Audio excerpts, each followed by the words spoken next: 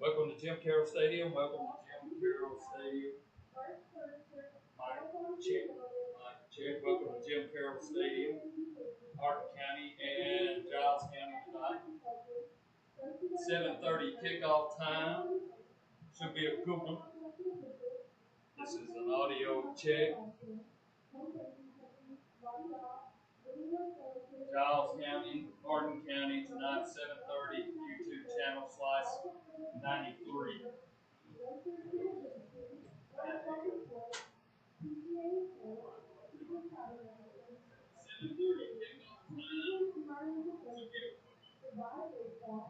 Sounds like you're in the UK. Okay.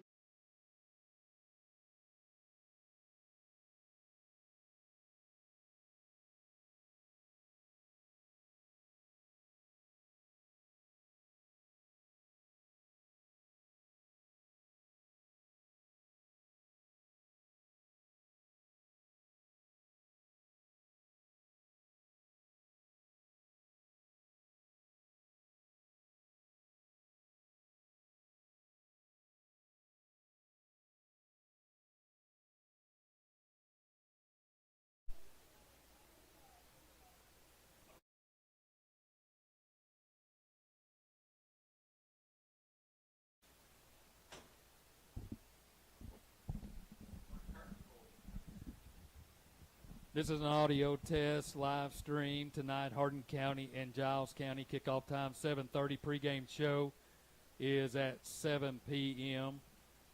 on 93.5 FM, WKWXFM.com, and the WKWX app, streaming live at Slice 93. This is an audio check.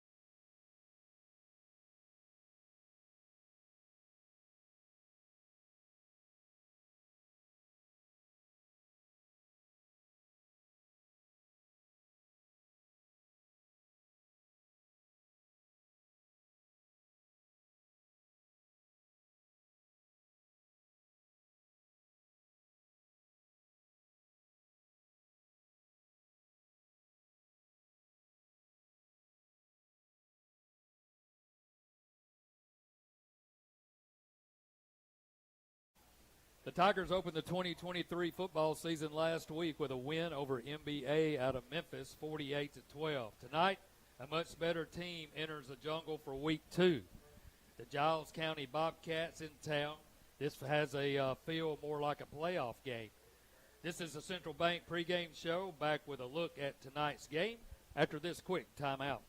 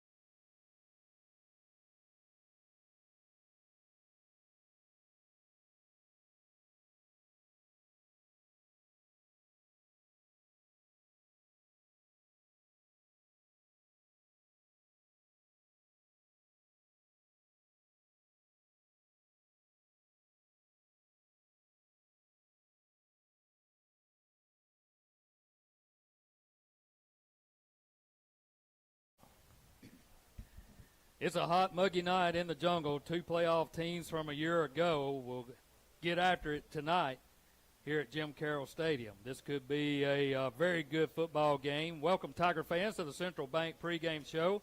I'm Steve Cornell, along with Kurt Carroll and Kendall Atkinson. Giles County comes into tonight's game 0-1 after a 35-34 loss to Nashville Page last week. The Tigers won big, 48-12 over NBA out of Memphis. But, you know, after a big game like that, still had kind of a weird feel to it. But the Tigers look to improve from week 1 to week 2. And talking to Coach Matthew Smith, that's when he says the biggest improvements are usually made. So the last time these two teams met was back in 2000. The Tigers won that one. These teams have met 7 times. Hardin County has won 2. Giles County 3, and no record on 2 games that they have played. Giles County has been to the semifinals the last 2 years and getting put out by powerhouse Alcoa. So, Kurt, this has a big game feel to it. These 2 teams have big game experience. Yeah, and we're gonna have a lot of that this year because we're playing a really tough schedule. Giles County, you know, they say you have to win enough times, like in the quarters and semifinals, to get to the real game, the championship game, and they've got that. I mean, they know what it takes. They've got players that have that semifinal playoff. One thing I wanted to ask you was, do you know what class? Are they in the same class we are? Or? They're actually 3A. Okay. Yeah. Well, and that makes more sense. But like I said, what was it, Milan? Wasn't Milan 3A? Yeah. So, really those classifications go out the window. This is a good football team, and we're kind of in the dark. I mean, we played last week. All I know in that game last week was I can't remember a football game that I ever watched that we threw the ball at least 20 times, and every ball was thrown catchable. The only balls that were not completed were dropped. And I don't remember a game where a quarterback was as accurate as Carter Smith was in that game last week. Now, he had 5, 6, 7, 8 seconds to throw the football, and that's a luxury. It's kind of like playing against air sometimes, but still, throwing it in the spots that he was hitting in that ball game, that was really pretty special to watch. and will kind of go, I think, this year as he goes. And the run game was good, solid.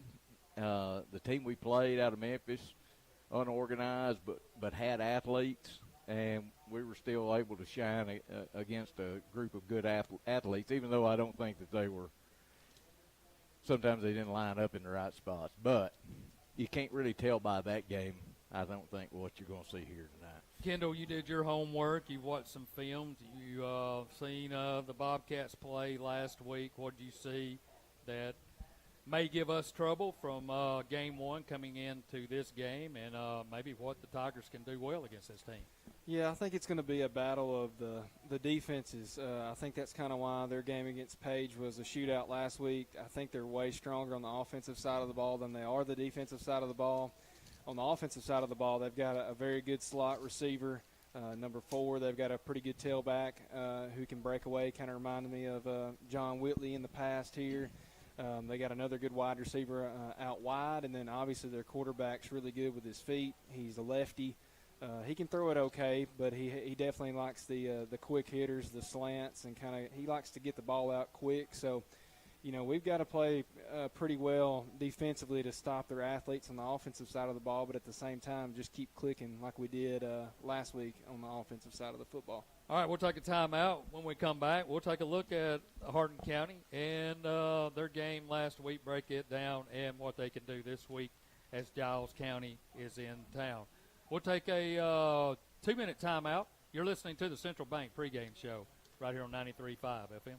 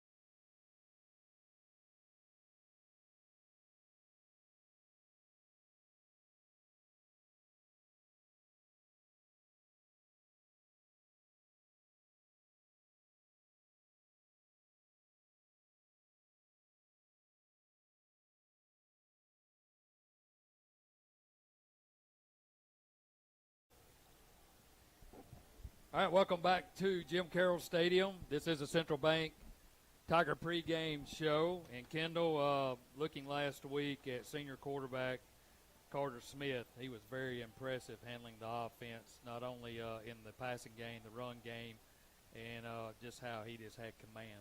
Yeah, I mean, I think you can see his maturity as a leader, kind of what we hope to see with him being his senior year. He had complete control of everything he wanted to do last week. Like Kirk said, he just about every pass he threw was catchable, which is, as a quarterback, that's how you want to play every single game. So I'm excited to see how he does versus Giles County tonight. Going to be a different ball game, different test for him.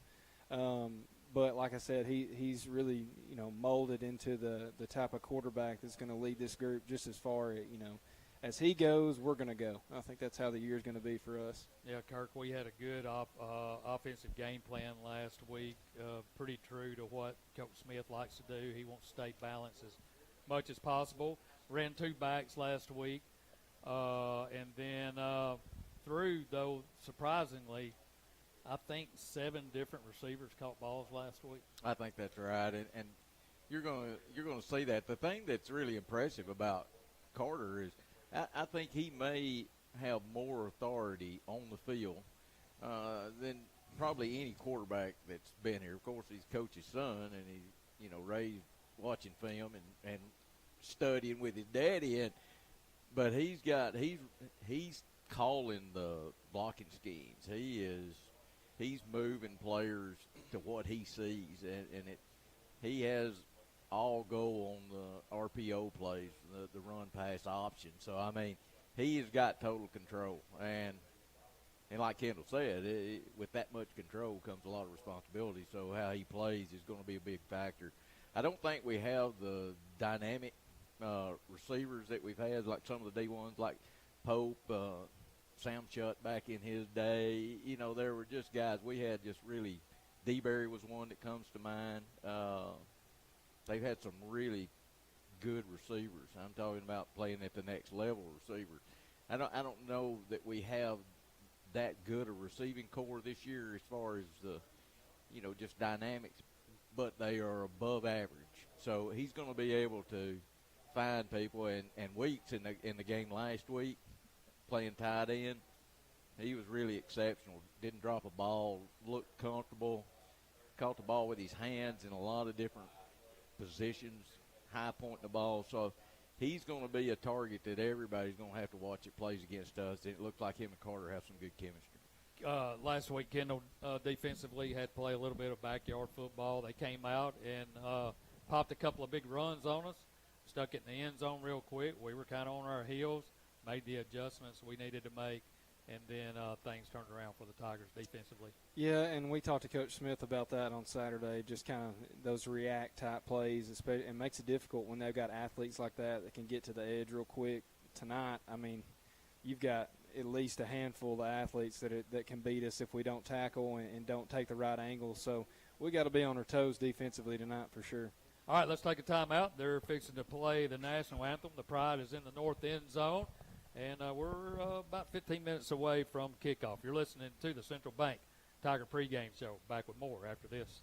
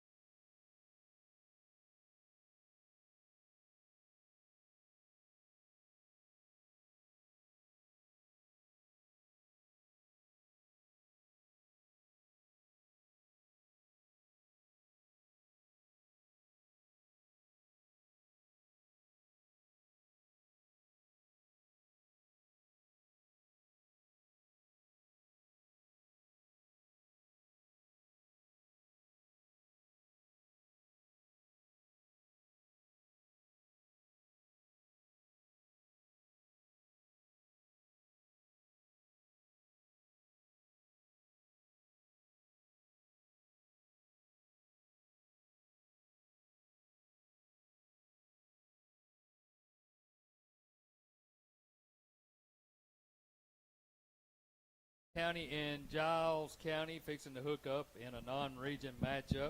Week 2 for the Tigers. They got a big win last week. They're trying to build on that here at home. Tigers riding a 7-game home winning streak coming in to this game in regular season. And so hopefully they'll continue that tonight. But looking at Giles County, Kendall, you were talking about their quarterback. He can throw it. He can run it. They've got a good lineman, good receiver, and a good running back. They're going to have some speed. Yeah, they've got some weapons. And of course, they like to spread the ball out. And, you know, he's really good on his feet, but at the same time, they like to throw the ball a little bit. So we're going to see some different looks. They like to go pistol formation. They'll spread things out, and then they'll go under center. They're kind of all over the place when it comes to their offensive scheme, but nonetheless, they got some athletes on the offensive side of the ball that could really hurt us if we're not able to do what we need to do on defense. You know, Kurt, heat is an issue, and really it may come down to who can survive the heat. Yeah, and there'll be a lot of heat breaks in the game too. I imagine these officials are pretty good. When I officiated, when we'd take heat breaks when we needed one. When you need, yeah. And players were probably in better shape than we were, even though we weren't in pads. But when it was getting hard on us, we'd always take a heat break. And I'm sure they're going to do that. Second half ought to be, from a weather standpoint, okay for them. But this first half, it's hot. Humidity's bad. That's hard on you. Giles County is making their way into the stadium, into the south end zone. The Pride is in the north end zone. They're ready to form the T. Other games going on around the region tonight. Milan will be at Chester County, Liberty at Northside, JCM at Southside, Riverside at Lexington, Hamilton at South Gibson, and then our neighbors to the west are hooking up tonight, Adamsville at McNary. That's the things going on around the region. So we're just a few minutes away from football. One final word, Kendall, your keys for tonight's game for the Tigers. Just stay consistent on the offensive side of the ball. Just play our type of football, which I don't think we'll have a problem with. And then I think the biggest emphasis is going to be on the defensive side of the ball. That's where we've got to make some key plays tonight. It's going to test our linebackers and our DBs. Containing the edges. So if we can cover those two bases there, I think we're going to be smooth sailing, but it's going to be a hard-fought game, no doubt. Kurt, keys to the game for you, I'm sure, like you said last week, winning the line of scrimmage on both sides. That's always the case. I was kind of surprised that what was the name of that Memphis Business Academy? They're not real organized, but they had some really good size, and they had guys that could play on the line, and we really did a good job. I mean, our running backs had 3 and 4 yards lots of times before they ever even got touched, if then. And so the offensive line was kind of impressive last week, and like I said, they're playing a lesser team, but if they can do that, and that will keep them balanced, and that makes it a lot easier on quarterback being able to throw the ball. So defensive line, we know what we got at the tackle spots. Linebackers played a really good ball game last week after the initial first quarter. They did some adjustments. Linebackers started coming up and feeling where they were getting out into space on us.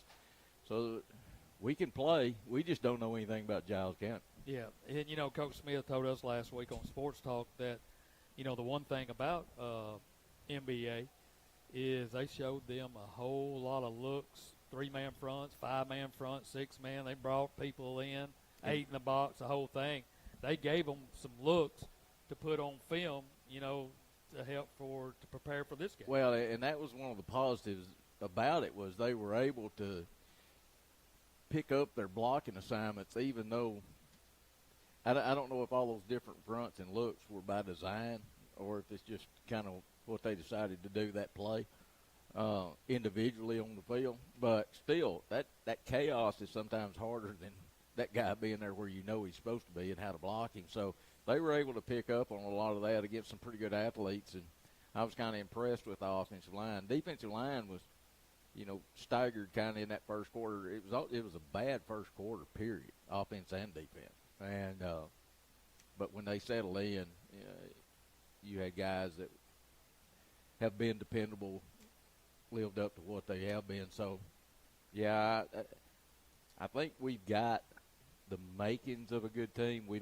really won't know until we get about 5 games in exactly how consistent they'll be, but they can play, and they've got a lot of guys that are back from last year. So I look for them. It's just they don't have that 2 players that can take it 80 yards any minute, you know. So they're just going to have to play as a unit better together than they have been able to get the ball to individuals in the past. All right, we're going to take a timeout. You've been listening to the Central Bank pregame show. Coming up, it's Hardin County and Giles County here in the jungle at Jim Carroll Stadium. We'll be back for the opening kickoff right after this.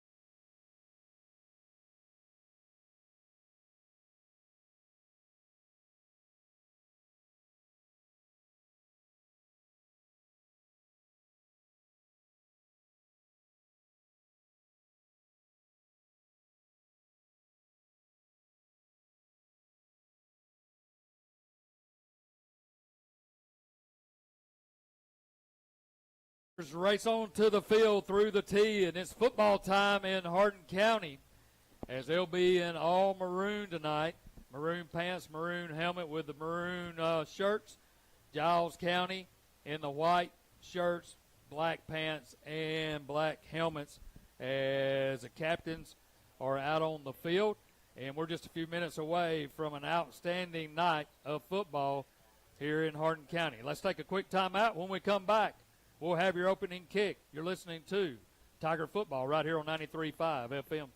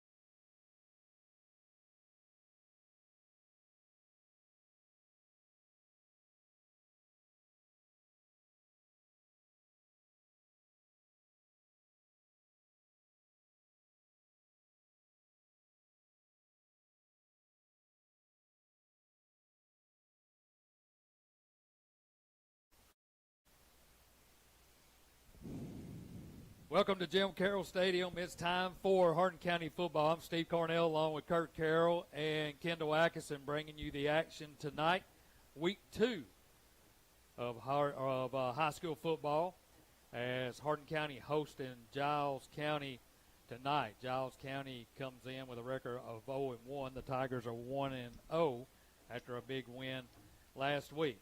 Like we said in the pregame, this has a feel of a playoff-type game. And I think Kirk was right when we were talking about maybe this team is probably a lot like Milan. Yeah, that would be my comparison. Putting the ball down is Chase Carden for the Bobcats. Back deep is Saunders. And also Blankenship for the Tigers. Carden approaches the football. It's a end-over-end kick, and it's going to go in the end zone. So the Tigers will have it. First down, 1st and 10. Strong leg. Yep, at their own 20-yard line. Kick the line drive to the goal line. That's kind of, though, if you could have caught it. Yep. You would have had a 10-yard head start on everybody. So Smith will bring them out. Saunders will be at tailback. He'll send receiver left. That's Rose, Blankenship, and Wykes here to the right. 4-man front for the Bobcats. Shotgun formation, a man in motion. To the right, here's a handoff to Saunders. He's hitting the backfield, and he's going to be knocked down for about a yard loss on play number 1.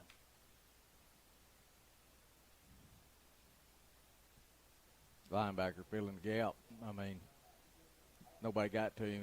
He kind of shot the gap when he saw what it was. So that'll bring up 2nd down. 2nd and 11, the ball back at the 19-yard line. Now Smith will empty the backfield. 3 wides to the left, 2 here to the near side. They're going from the north to the south. Here's a snap. Here comes a rush. They dump it over the middle, and it's almost intercepted. And Saunders had somebody all over his back. He tried to get him at the 25, and that'll bring up a 3rd down, 3rd and long. Carter had pressure coming off the edge on the right side of the Bobcat defense, and he had to get rid of it. So that'll bring up 3rd down, 3rd and 11. Same formation. They'll send 3 receivers to the left, 2 out here to the near side. Weeks outside, Rose the inside receiver. 5-man front now for the Bobcats. Big 3rd down play deep in Tiger territory. Here's a snap. Straight drop. Looking. Under pressure now. He goes deep for Blankenship and in his hands, and he drops it. Right at the 50-yard line. Threw it right in his face mask. I mean, and you can't throw it better than that. Yeah. You cannot throw it better. He couldn't keep up. He couldn't catch it, and that'll bring up 4th down. So the Tigers go 3 and out. Not a whole lot to say about that. Yep. No, perfect pass. I mean, yeah, he hit him. Good thing about it was, he threw him open, and they'll have that opportunity again. He just got to come down with it. So Saunders will come in to punt. He'll stand about his 6-yard line. Good snap. Here comes a little bit of pressure. He'll get it away. A wobbly kick. It's going to hit at the 50 and make a right-hand turn. And Giles County will have good field position. 1st down, 1st and 10 at their own 49-yard line. Well, they gave away what they wanted to do. They think they're good enough to play man coverage. I mean, they're just coming up pretty much and playing press coverage on our guys. They think their athletes in the secondary can stay with our receivers. And that frees up 6 guys, to come after the quarterback. So it'll be 1st down, 1st and 10. At Giles County's 49. Quarterback is Johnny Jackson, a junior. They'll come out. They'll empty the backfield. 3 receivers to the right, 2 here to the near side. 4-man front for the Tigers. Here's a snap. He's going to run it right up the middle, breaks a couple of tackles there, and then picks up maybe a yard or 2. He'll get across the 50 to the 49, picks up a couple of yards on the keeper. Spread us out, Yeah. and trying to get him loose in the middle. Yeah, that's what they like to do. I'm surprised they went, between the tackles there, though. Yeah, I'm sure he's pretty much picking where he wants to go. Right. Now he'll put a tailback behind him in the pistol formation, 2 receivers right and left, and we jump off sides. So a couple of mistakes early for the Tigers. That's Johnson, and this is his first outing of this year. He's been injured, got a shoulder injury, and so his first game back tonight, little anxious, and that'll cost us 5 yards, so it'll bring up, instead of 2nd and 7, it'll bring up 2nd and 2. Jackson in the shotgun formation, 2 receivers right and left, tailback right behind him. Here's a snap. They'll give it to the tailback, and he's going to be hit in the backfield and dropped. Good play. Adam Harris. Adam Harris gets him for a loss back at the 45, maybe 45 and a half. So that'll bring up 3rd down, 3rd and about 4 now for Giles County. So a big 3rd down play here for the Tigers. Jackson in the shotgun, 2 receivers right and left. Now they look over to the sideline. Tigers adjust. We go in the zone. Here comes a man in motion. They'll snap it, pitch it to him, trying to get outside. Turns upfield. He's hit, still on his feet at the 40-yard line, and then he gets pushed forward for the 1st down. We made contact with him short of the 1st down, and then he picked up the yards after contact. That's good effort. I mean, he kept grinding, got that extra yard, getting 1st down. They'd have probably gone for it even if he'd been stopped right there just short. So to bring up 1st down, 1st and 10 for the Bobcats. That getting off field on 3rd down, that'll just drive you nuts, too. At the Tigers' 39-yard line. Pistol formation. They stack the receivers up to the right. Here's a snap. They'll hand it to their tailback. He's going nowhere. Good job. Good play there up front for the Tigers. That's Harris comes out of there.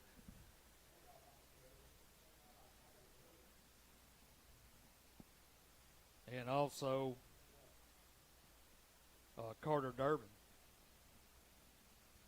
So good play there as the Tigers stop them right at the line of scrimmage. 2nd down, 2nd and 10. The ball right at the 39 of the Tigers. 8:55 to go, no score. Now he'll move his tailback to the right.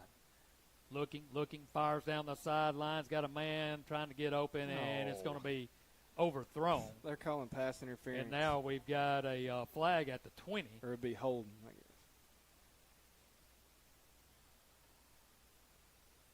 And let's see what it is. It's holding on them. It's holding on Giles County? Yeah. No. He went the wrong way. There we go. Yeah. I was fixing Let's to say. That's a weak call.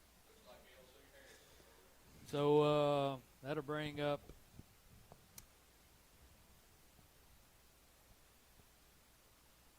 I'm seeing That'll where they're be going. that'll be a 1st down. Yeah, I'm seeing where they're as they mark it off. A 10-yard penalty, but it's going to be a 1st down once they get it marked inside the 30 to the 29 of the Tigers.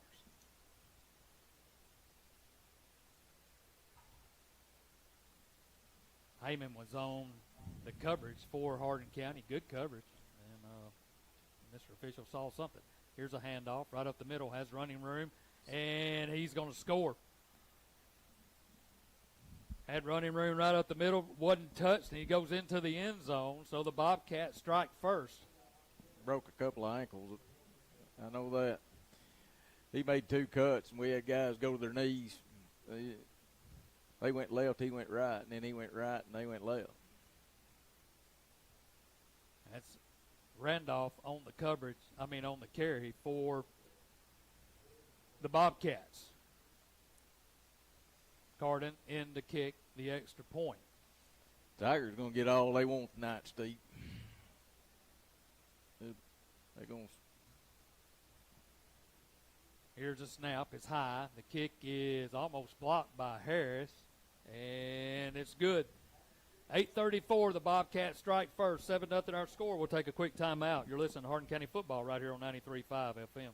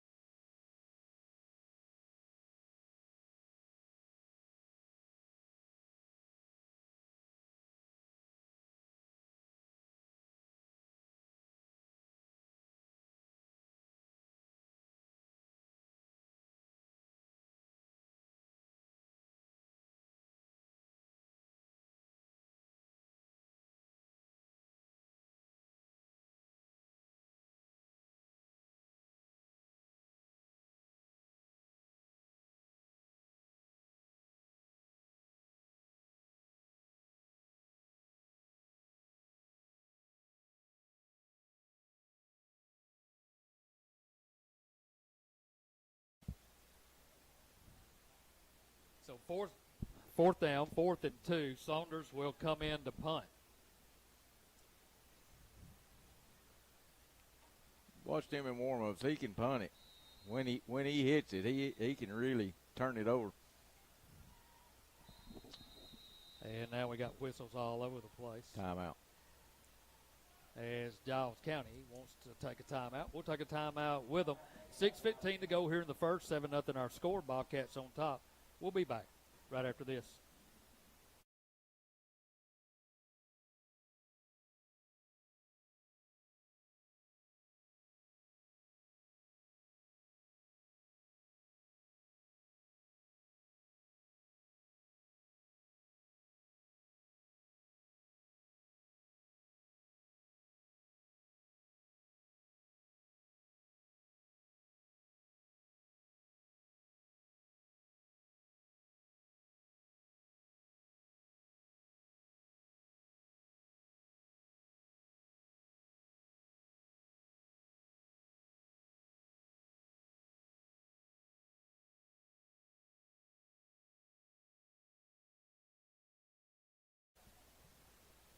All right, welcome back to Jim Carroll Stadium. Saunders back to punt for the Tigers after the timeout. Here's a snap. No pressure. Gets a good spiraling kick away, and it's going to go out of bounds. Let's see where they're going to mark it. That was a great kick, though. Got it to turn over. If he kept it down the side there instead of out of bounds, would have been even better. But that's what he can do. Yeah. Well, they're going to mark it at the 23-yard line. Yeah, that's not bad. Yeah, so they kind of turned the field position over. I would tell you the numbers out there for Giles County, but they got the white jerseys with these faded out kind of gold numerals, and it's kind of hard to tell who's where. Defense needs to show up now. I mean, after that, they're feeling pretty good about that first series, and we gave them 15 yards in penalties. One of them was a third down, put them in 3rd and short, and then another one. Both penalties resulted in first down play. Jackson in the shotgun formation. Here's a snap. Hands it off, looking for running room. Breaks through the line, still on his feet, trying to get outside. Just like last week, having trouble with speed and quickness. Everybody has trouble with speed and quickness. He's slippery. He's a little bitty scat back. He can do it. They're just going to have to get a lot of people there. That's Randolph, the tailback. Picks up 6 on the carry. 2nd down, 2nd and 4. 5:32 to go here in the first quarter. Bobcats on top, 7-0. They opened their first series up with a drive aided by pass interference. And an offside. And an offsides and made the Tigers pay. Now they'll go 2 receivers to the right, 2 here to the near side. Tailback in the pistol formation right behind Jackson. Here's a snap. Quick throw. He bobbles it around, spinning around, being hit, and hit some more, and now they'll get him out of bounds. He took 2 pretty good shots over there, wouldn't go down, and maybe picked up maybe a yard or maybe lost a couple of yards on it. Let's see where they spot it. Yeah, they'll step it back. He's going to lose back to the 26-yard line, so that'll bring up a 3rd down, 3rd and about 7. They tried to hit that receiver screen on the short side of the field. We were there. Tackling's an issue, though. We're going to have to start making some one-on-one. I mean, first guy, bring them down instead of needing 3 guys to get there. 3rd down, 3rd and 7. Shotgun formation. Here's a snap. Straight drop. Looking under pressure. Still under pressure. Rolls to his right, and he drops it at the 40.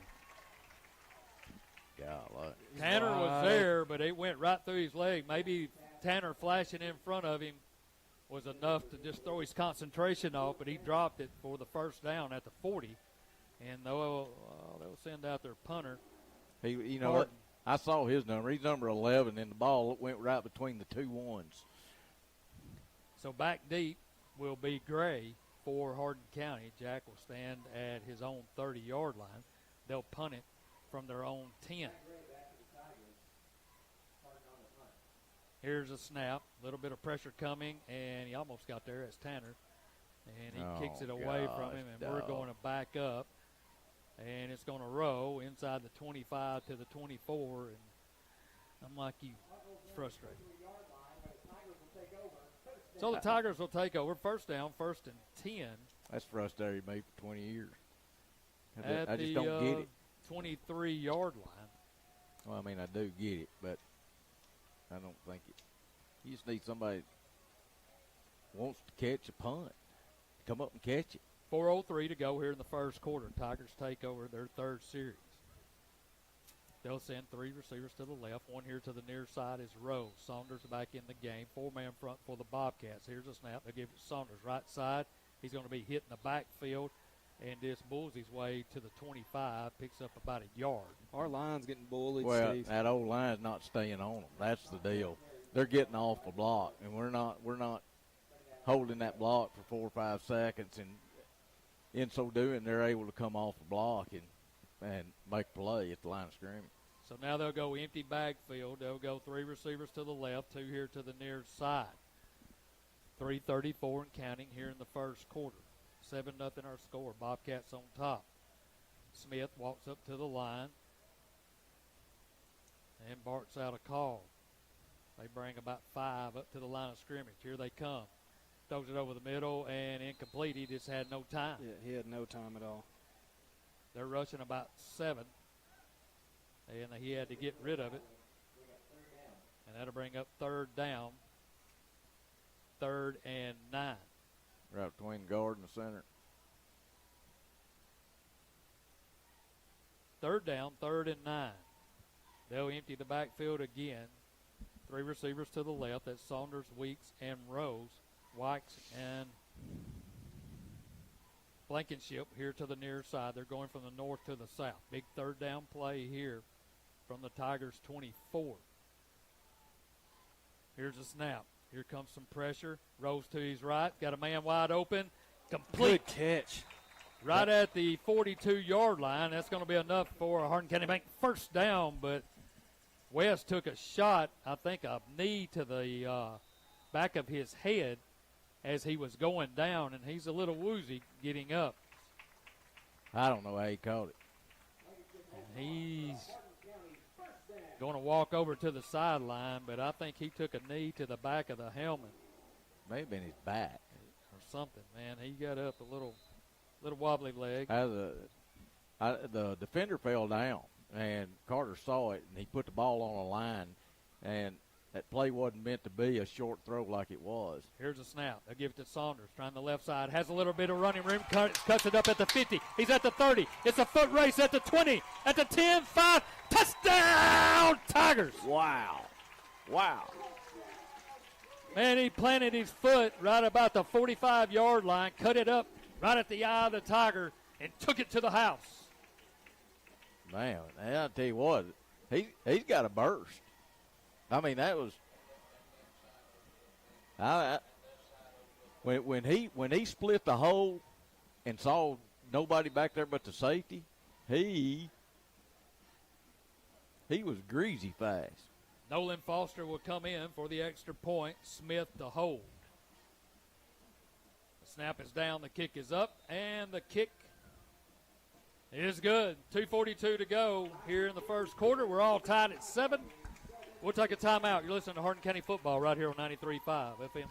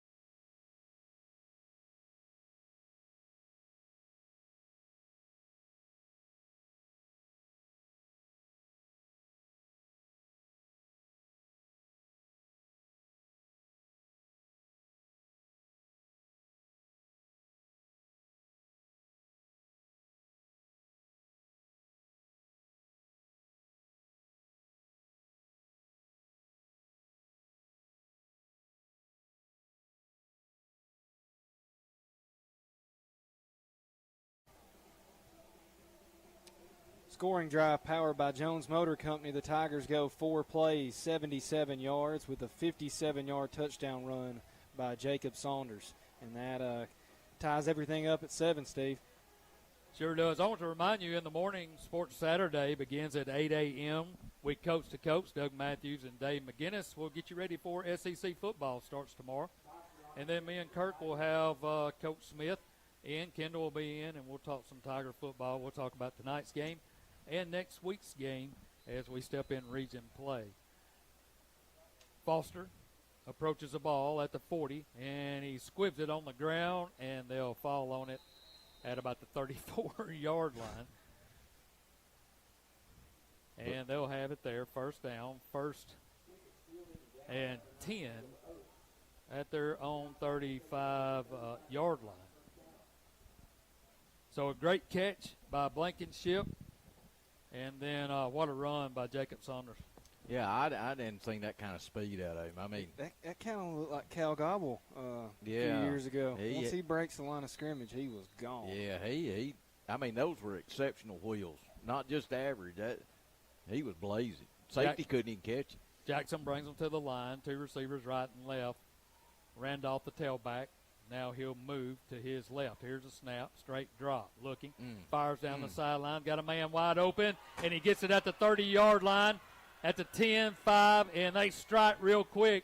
We came up and made a mistake, and he ran right by us.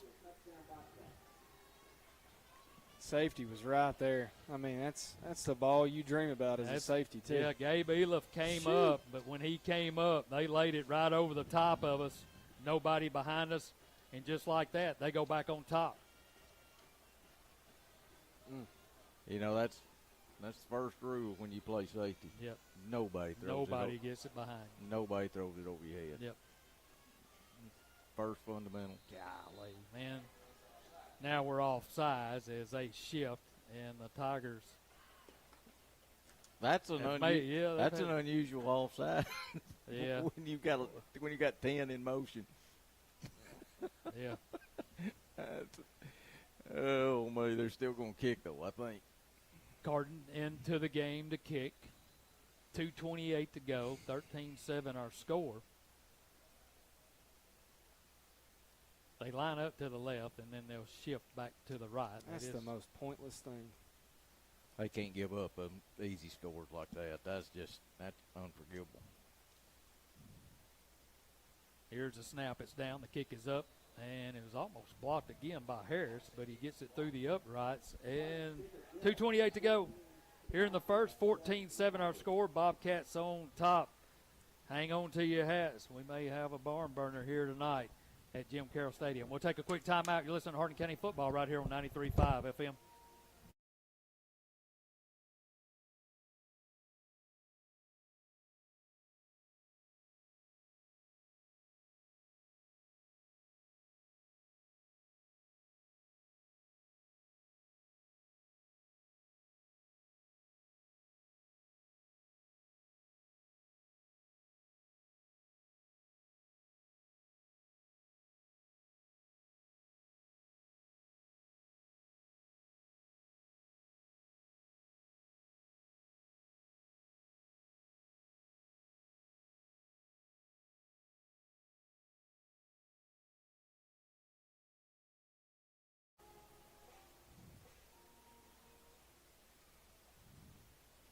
All right, welcome back to Jim Carroll Stadium. 14-7 our score now. The Tigers evened it up, but Johnny Jackson got that score back in a hurry. So Carden will kick it off for the Bobcats. Man, you could see that throw happening too. He was slot receiver. He was just on the scene, just dead out go route. Here's a high end-over-end kick. This time, this one is going to go into the end zone. That's a weapon within itself. That's big. 20-yard line versus 35.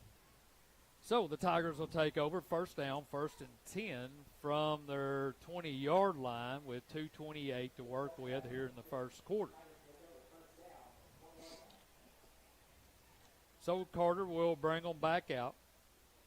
I have noticed one thing. They've got a lot of players playing both sides. Yeah, they don't. I mean, you can look at their sideline. Yeah, they're playing all phases of the game. Well, they score in one play, they don't get tired. It's true. So Heyman in the game now for Hardin County. He'll stand to the left of Smith. Here's a snap. They'll give it to Cam. Trying the right side. He gets outside. Good has the block. block. He's at the 30. He's at the 40. He's at the 50. He's at the 40. He's at the 30. He's at the 20, 10, 5. Touchdown, Tigers! Atta boy. Who's number 6 that made that block? London Rose. London Rose. That's his touchdown as much as it is Heyman. I mean, he held that block for like 6 seconds and wouldn't let that guy get loose. I told you, hang on to your hats. 14-13 now as Foster will come out. Man, when he got the corner, that was it. There was nobody over here. You're not going to catch Cam either. No, he didn't have to run fast. So Smith will hold. Foster will kick. Here's the snap. It's down. The kick is up. And the kick is good. 2:12 to go here in the first. 14-14 our score. We'll take a quick timeout. You're listening to Tiger Football right here on 93.5 FM.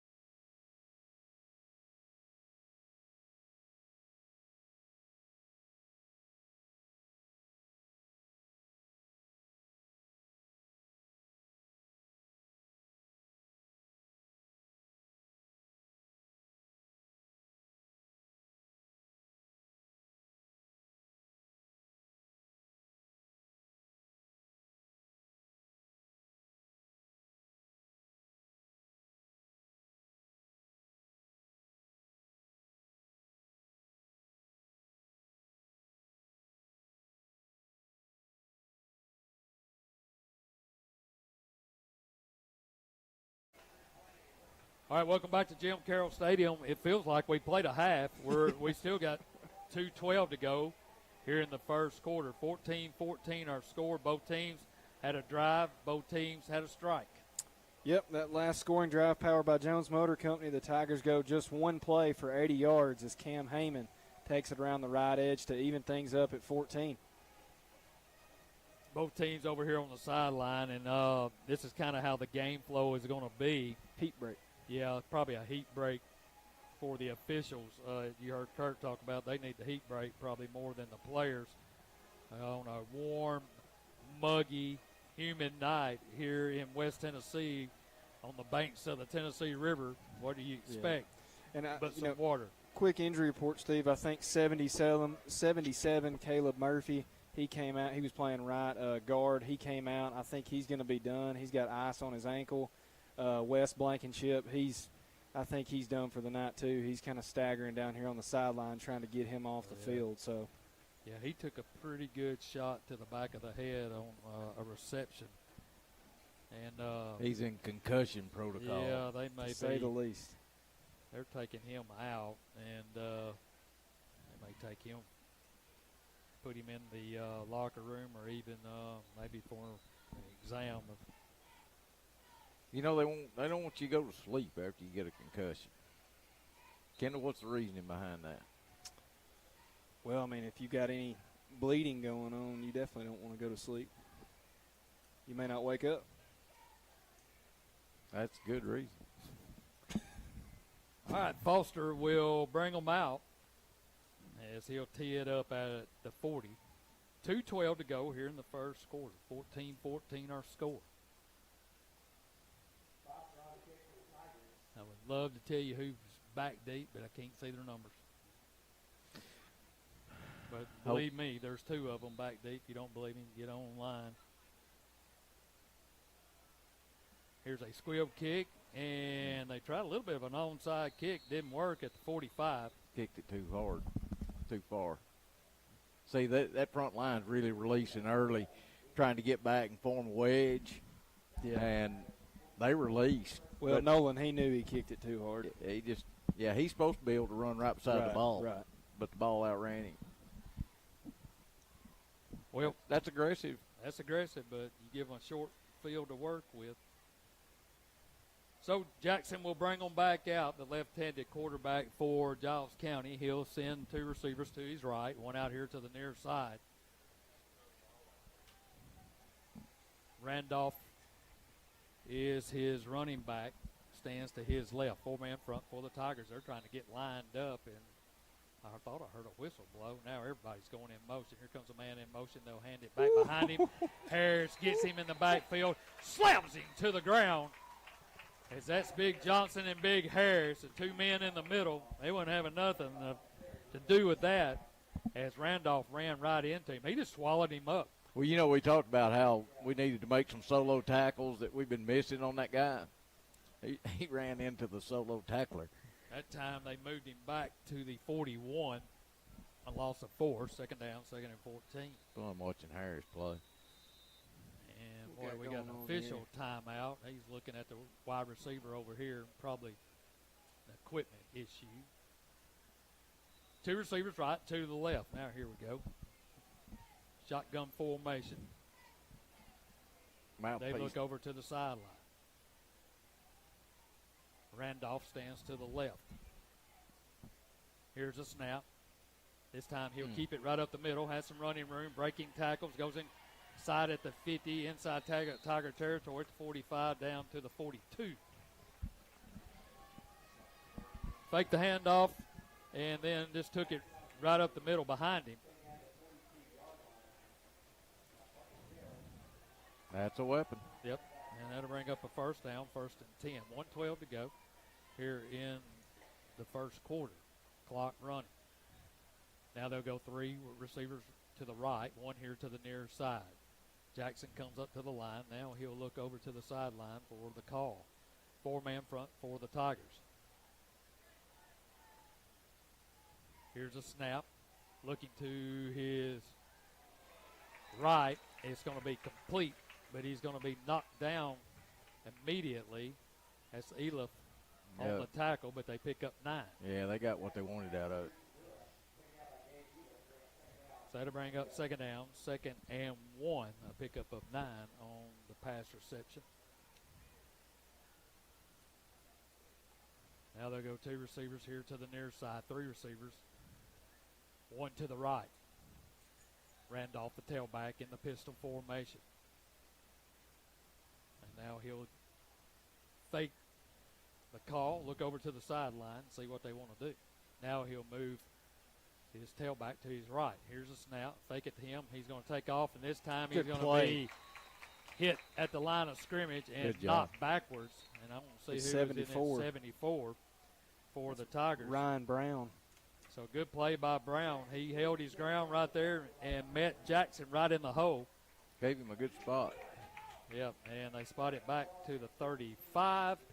And the clock strikes 0, and the first quarter has finally come to an end. We're in a good one here at Jim Carroll Stadium. 14-14 our score.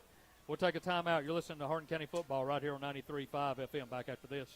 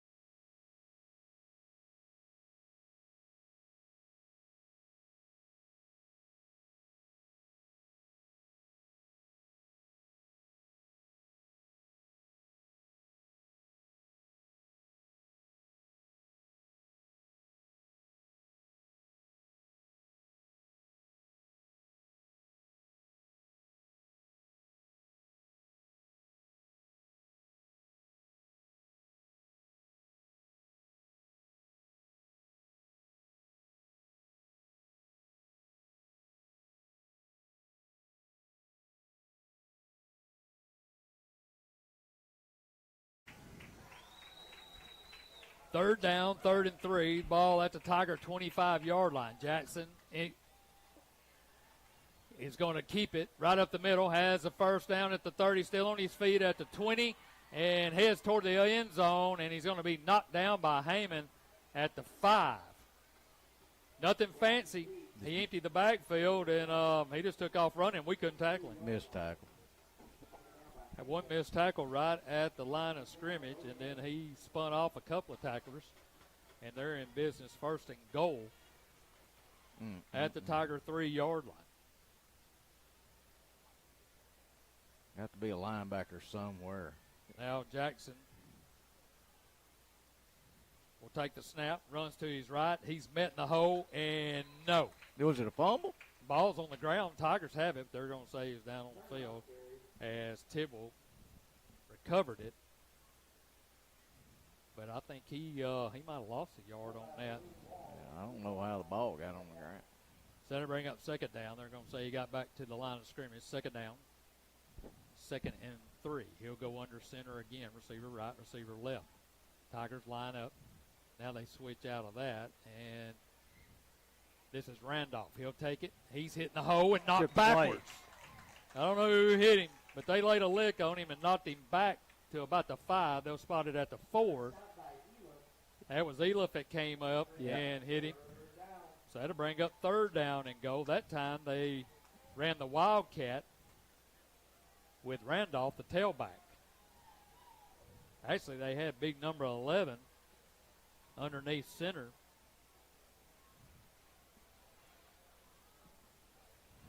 And then moved him out. Now Jackson back in the game. They'll go 3 receivers to the left, 2 to the right. They spread them out.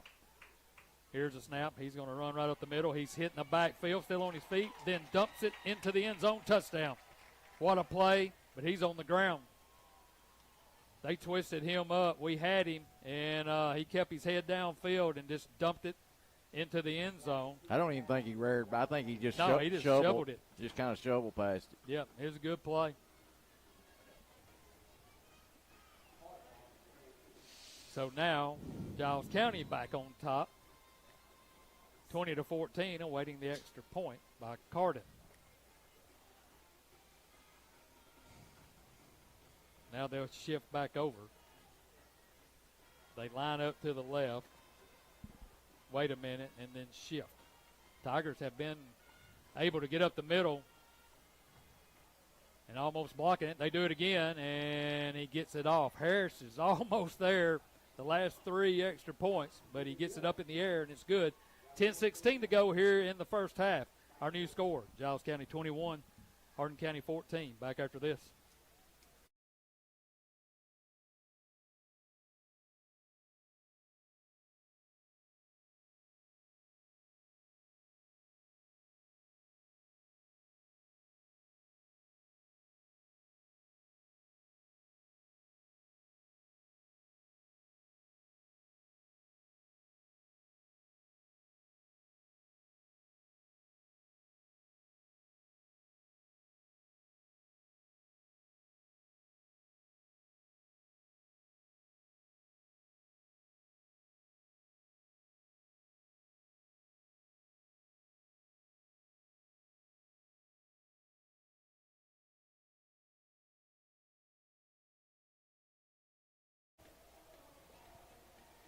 Welcome back to Jim Carroll Stadium. 21-14 our score now here in the second quarter. As Jackson just completed a 3-yard touchdown pass on 3rd down. Cardin will kick it away. Here's a high end-over-end kick. This one is going to go in the end zone, and the Tigers will have it. First down and 10 from their own 20, and we are having to drive 80 yards. For the most part, they're driving around 40 to 50 yards. Well, we tried an onside kick then. They got it. So, I mean, that gave them a shorter field. So Carter will bring them out. First down, 1st and 10. Saunders in the game now for the Tigers. He'll be at tailback. He'll stand to the right of Smith. They're going from the north to the south end zone. 2 receivers here to the near side. One two to the far side. 4-man front for Giles County. Carter puts a man in motion. That's Rolls here to the near side. Here's a snap. Looking that way. Still looking. Got a man wide open. It's going to be complete at the 35, at the 40-yard line. Man, he had Whites. Oh, he was Breaking wide open to the middle of the field. He went outside, but that'll be enough for Hardin County to make 1st and 10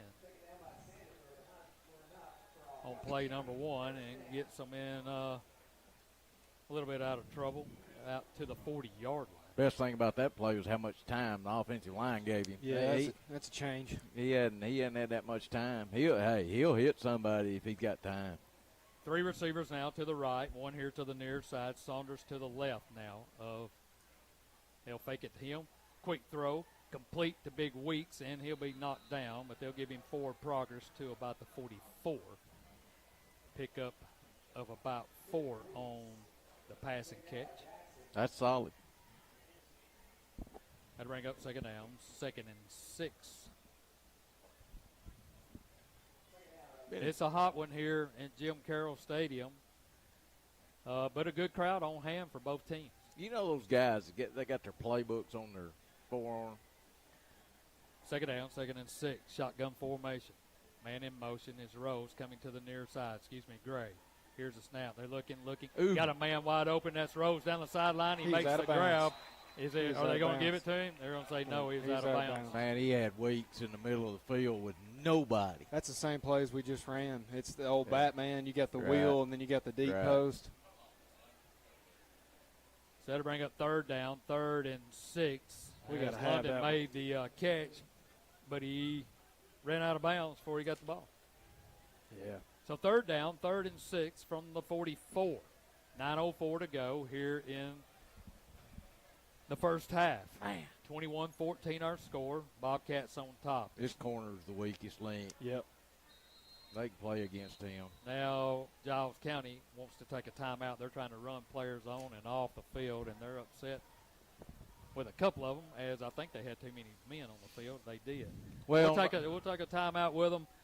9:04 to go here in the half. 21-14 our score. Bobcats on top. We'll be back right after this.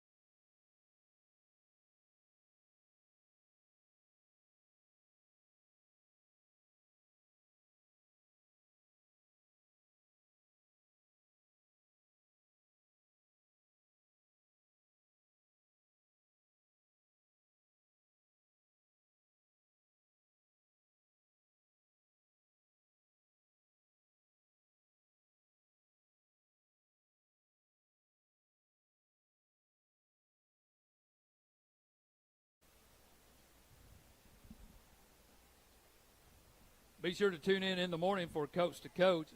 They start our sports Saturday. They'll get you ready for SEC football starting tomorrow and officially next week.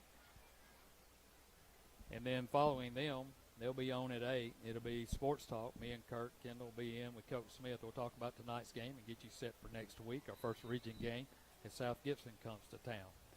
3rd down, 3rd and 6. Here's a snap. They'll fire. Complete to Weeks. He has the 1st down, still on his feet battling, but he gets inside Bobcat territory to the 48-yard line. That'll be enough for Hardin County Bank. 1st and 10 Tigers, and now Weeks is down. Yeah, he came in with a bum ankle tonight. Looks like it's the same ankle. Boy, they need him too.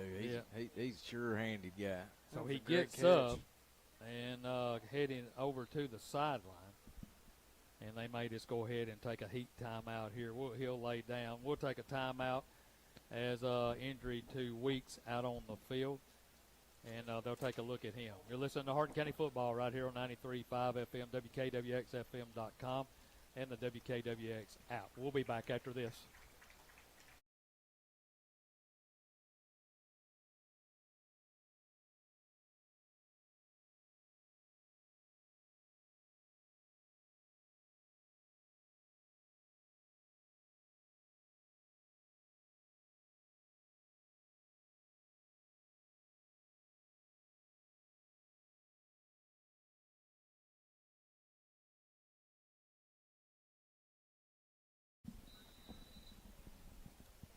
All right, welcome back. First down, 1st and 10, Tigers, as Weeks comes off under his own power. They'll take a look at him. Here's a snap. This time Carter's going to keep it around the right side, still on his feet across the 45 down to about the 42, 43-yard line. So a little wrinkle there. Faked the inside handoff, went out behind Saunders and picked up about 6. Kind of controlling the clock now. Well, I mean, you start every series with 4 yards, you're in pretty good shape. Second down, 2nd and 6. The ball at the Bobcat 43-yard line. Saunders, the tailback. 3 receivers left, 1 to the right. Here's a snap. Saunders right up the middle. Just trying to pick his way close to the 40-yard line. Just a little bit short. Now to bring up 3rd down. 3rd and about maybe 4. Pretty hard trekking up there between their tackles. They've been pretty.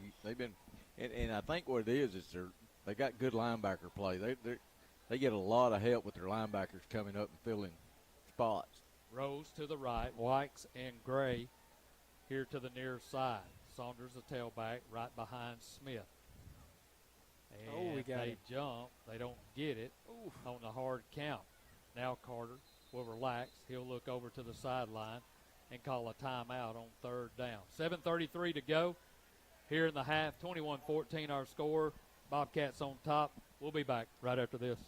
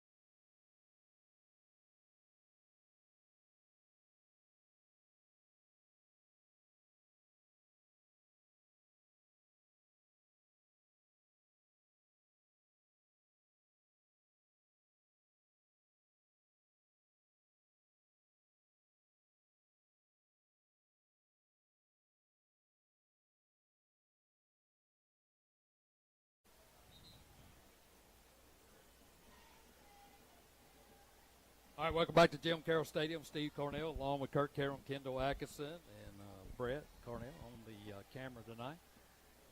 Bringing you all the action right here on 93.5 FM, WKWXFM.com, the WKWX app, and streaming live on our YouTube channel, Slice 93. 2 receivers right, 2 to the left. 3rd down, 3rd and 3.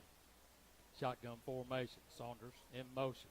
They look at him, set up the screen. It's going to be complete to Gray. And he's going to have a 1st down as he gets a shoestring tackle on him.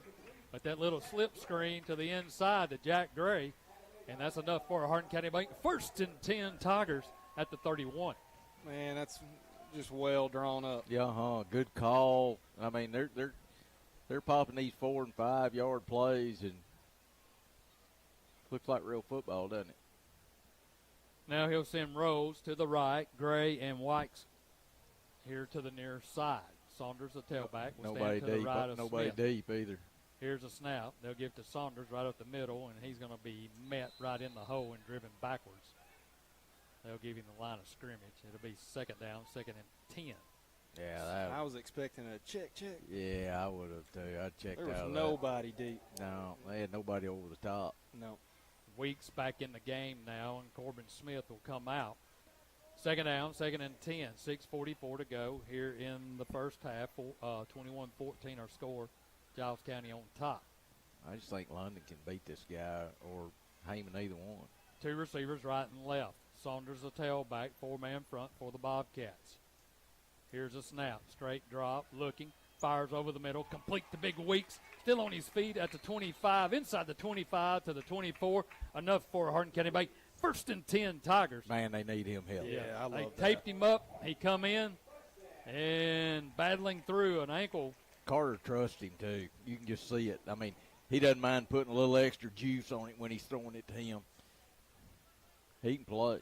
So it'll be first down, 1st and 10 Tigers at the 24-yard line of the Bobcats. 6 minutes to go here in the first half. 3 receivers left, 1 on the right. Here's a snap. They'll give it to Saunders.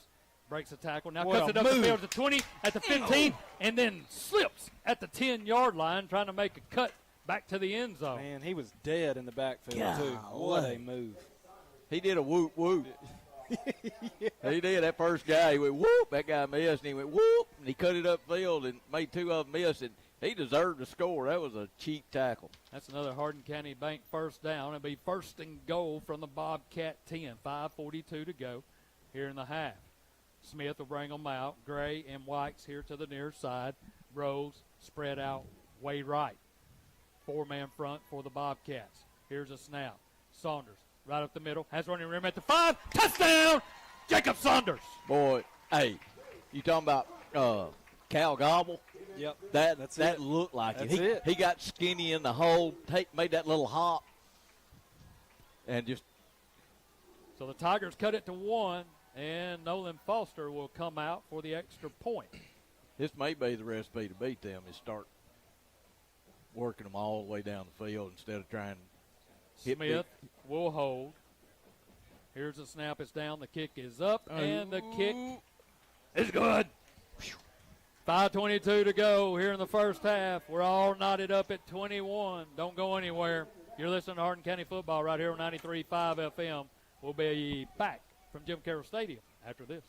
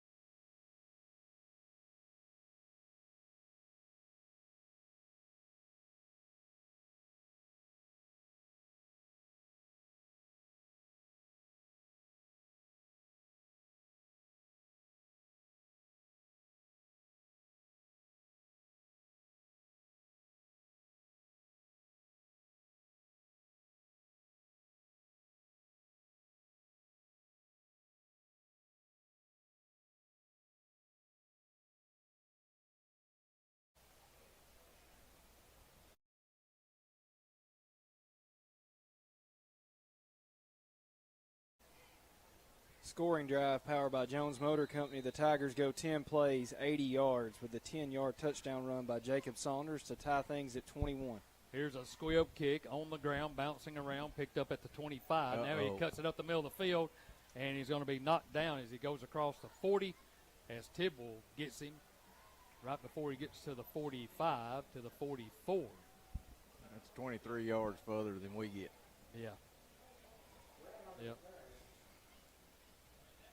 I mean, we kicked it right out on that time and couldn't get down there. It was a line drive squibber, and they'll have it first down, 1st and 10 at their own 44. Coming up at halftime will be the Central Bank halftime report, also the Tiger report with Laura Ann Pilkington. She'll be up, and she'll get you caught up on all the other sports action here at Hardin County High School this past week. You know how we talked about how Jackson in the shotgun formation. They'll stack up receivers here to the near side. Here's a snap. They'll hand it to their tailback, looking for running room, and then he just trips. Turf monster guy. Yeah, tried to get a cut and just couldn't cut, but he had somebody No, right there on him. That was Coheen. You know, we talked about Milan, how it was like playing ourselves. Yeah. You know, it was same size, same strategy, same kind of ball, and that's kind of what this Giles County is. It's really two well-coached, evenly played, and that's why it's 21-21. Second down, second and 11. Loss of a yard on the carry by Randolph. Shotgun formation. Here's a snap. Straight drop, looking. Got a hold right there. Goodness gracious. And he's going He to got tackled. break it now. He's going to release it before he hits the ground. And they're going to pick up across the 50-yard line down to about the 48-yard line. And Johnson down on the ground. And now we got another injury. Or somebody, hang on just a second. Johnson.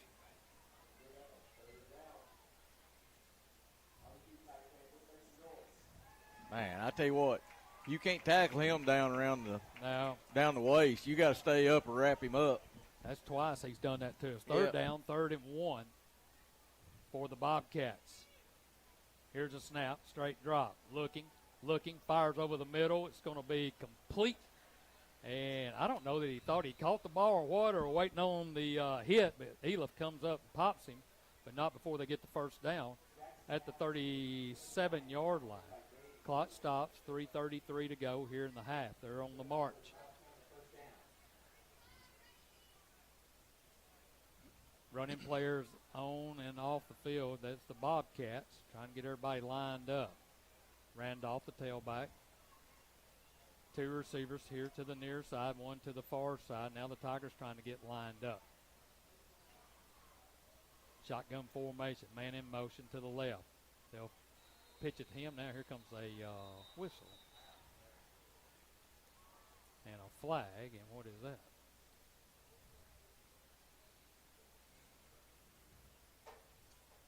Illegal procedure on the Bobcat. So that'll back them up 5.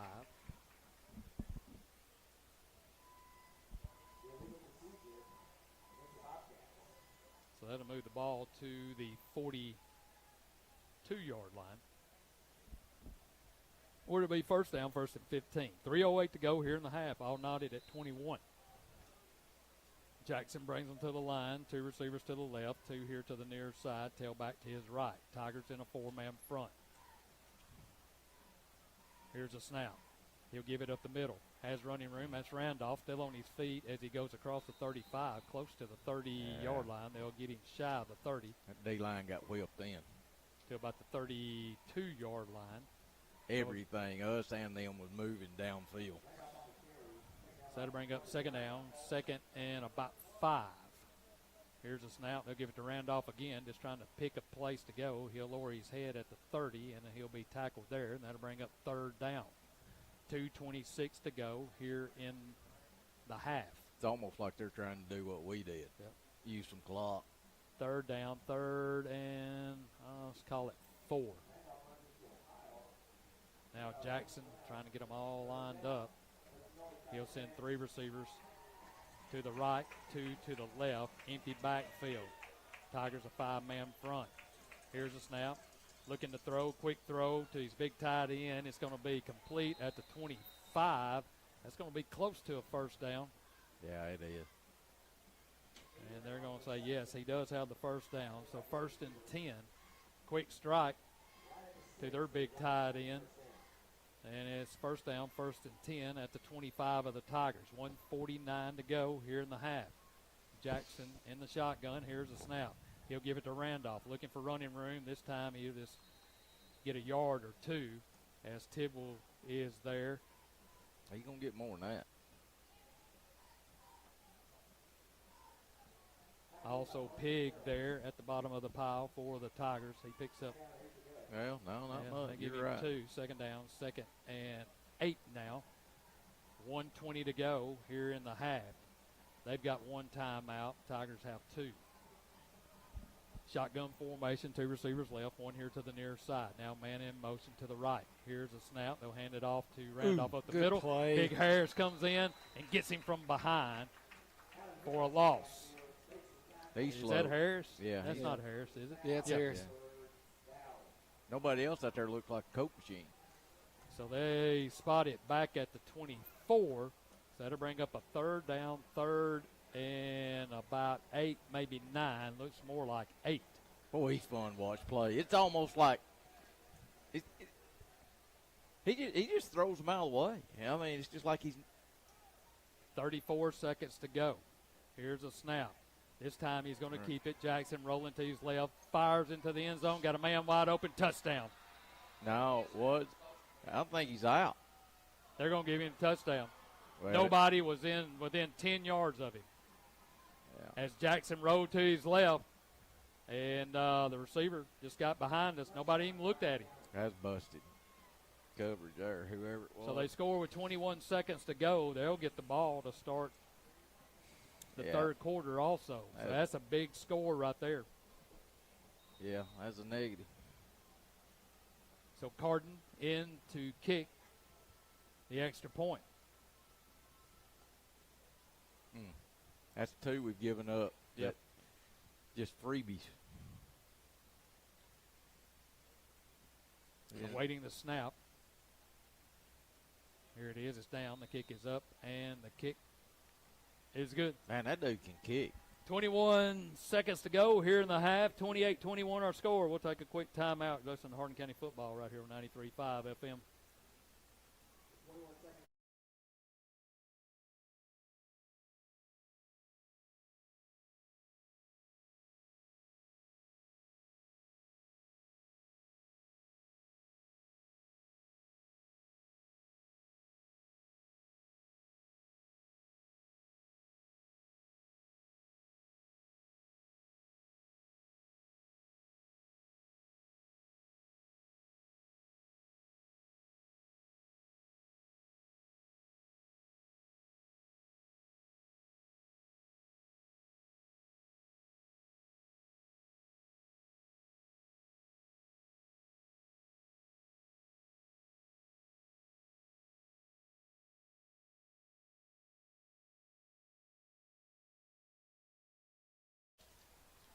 All right, welcome back to Jim Carroll Stadium with 21 seconds to go.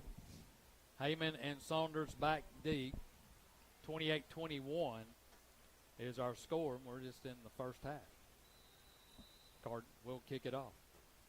Good clock. There's a high end-over-end kick. It's going to hit and go into the end zone. So the Tigers will have to go 80 yards with 21 seconds to go if they want to tie this up. So we'll see what Coach Smith has in store here in the waiting moments of the first half. Well, we've given them 2 freebies, basically. Yeah. One, the long pass on the go route down the seam, and then that one where just totally nobody on him. Well, this is a quarterback battle. I don't think we're going to do anything. We're just going to take a knee.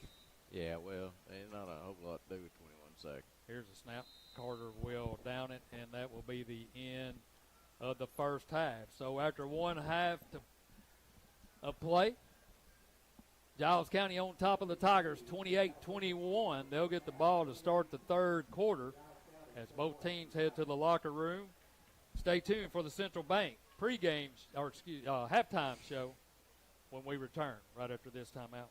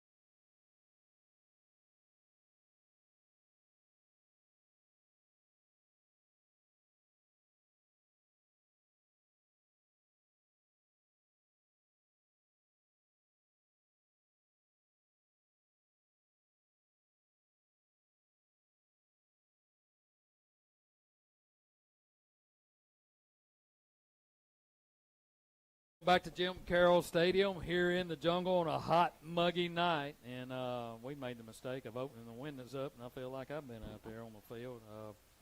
I may need an IV myself. But the Tigers trail in an entertaining first half, 28-21, as they evened it up late and then had a good run back.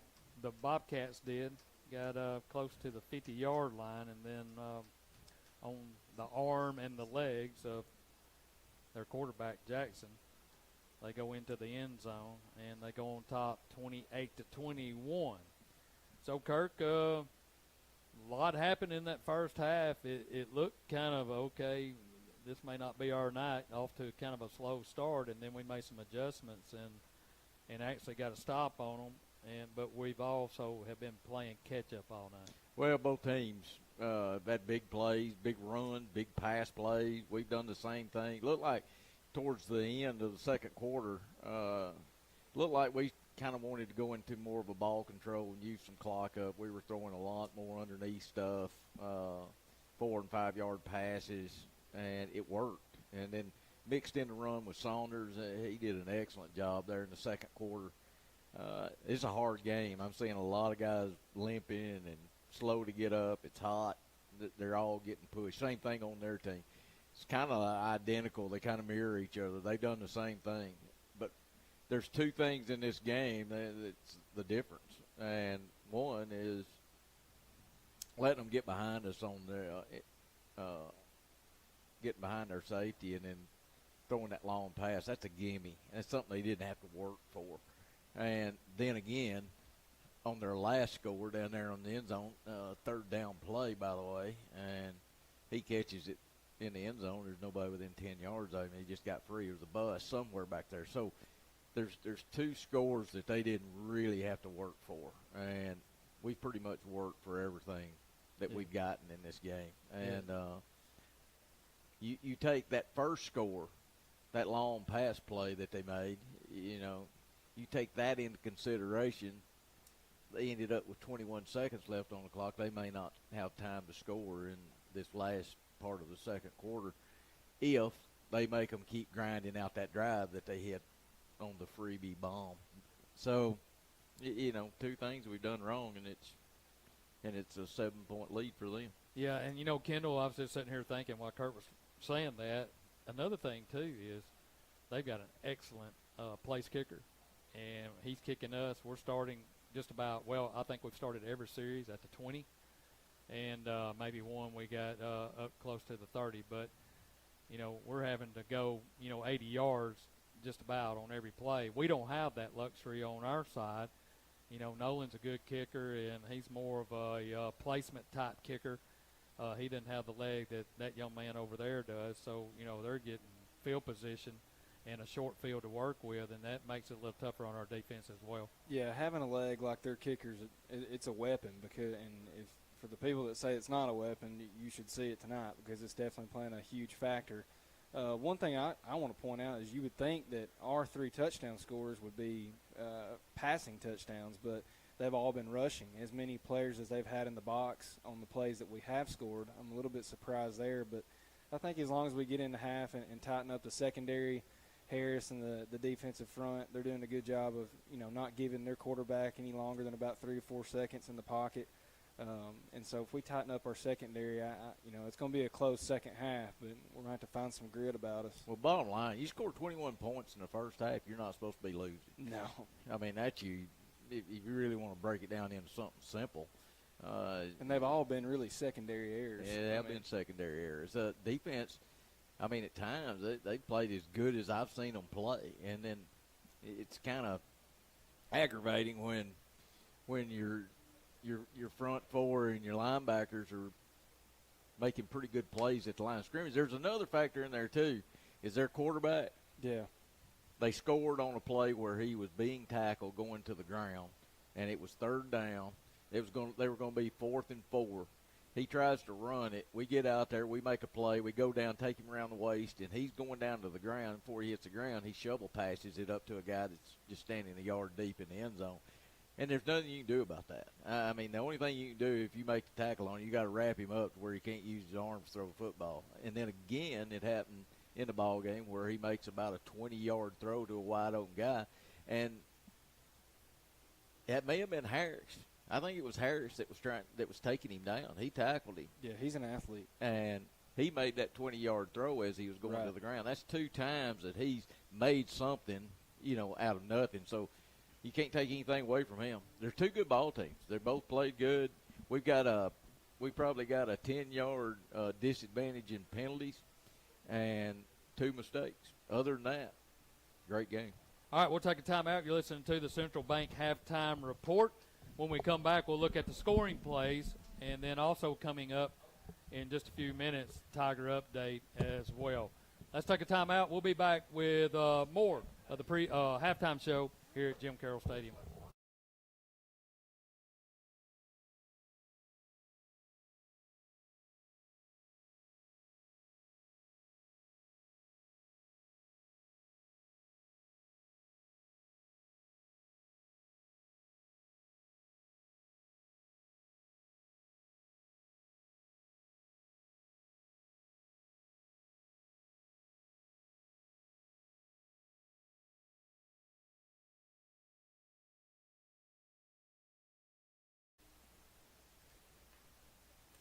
Yeah, Steve, Giles County, they won the toss, and they defer to the second half. Hardin County goes a quick 3-and-out on just 3 plays, and then we hand the ball back over to Giles County. They march 6 plays, 51 yards, and a 29-yard touchdown run to take an early 7-0 lead. Hardin County gets the ball back once again and goes a 3-and-out rather quickly and giving the ball back to Giles County. They return the favor and give us the ball back. We travel 77 yards on 4 plays, and Jacob Saunders goes in from 57 yards out for our first score of the game to tie things up at 7. Giles County, they get the ball on their third drive of the first quarter. They go 65 yards on 1 play, a long touchdown pass to extend their lead to 14-7. And Hardin County, they come punching back, and we go 1 play, 80 yards, a long touchdown run from Cameron Heyman to tie things up at 14. Giles County, they end the first quarter. They go 4 plays, and then they pick up exactly where they left off. They go 4 more plays in the first part of the second quarter, and they go in from 4 yards out to extend their lead to 21-14. Hardin County then goes 10 plays, 80 yards, with a 10-yard touchdown run from Jacob Saunders to even things at 21. And then Giles County, they get going a long drive, 9 plays, 56 yards, and they go in from 29 yards out to take the lead here at half, 28-21. All right, thanks, Kendall. Let's take a timeout. When we come back, Laura Ann Pilkington will join me. We'll take a look at the Tiger Report, and we'll tell you all the other sports action going on here at Hardin County High School. We'll be back in 30 seconds.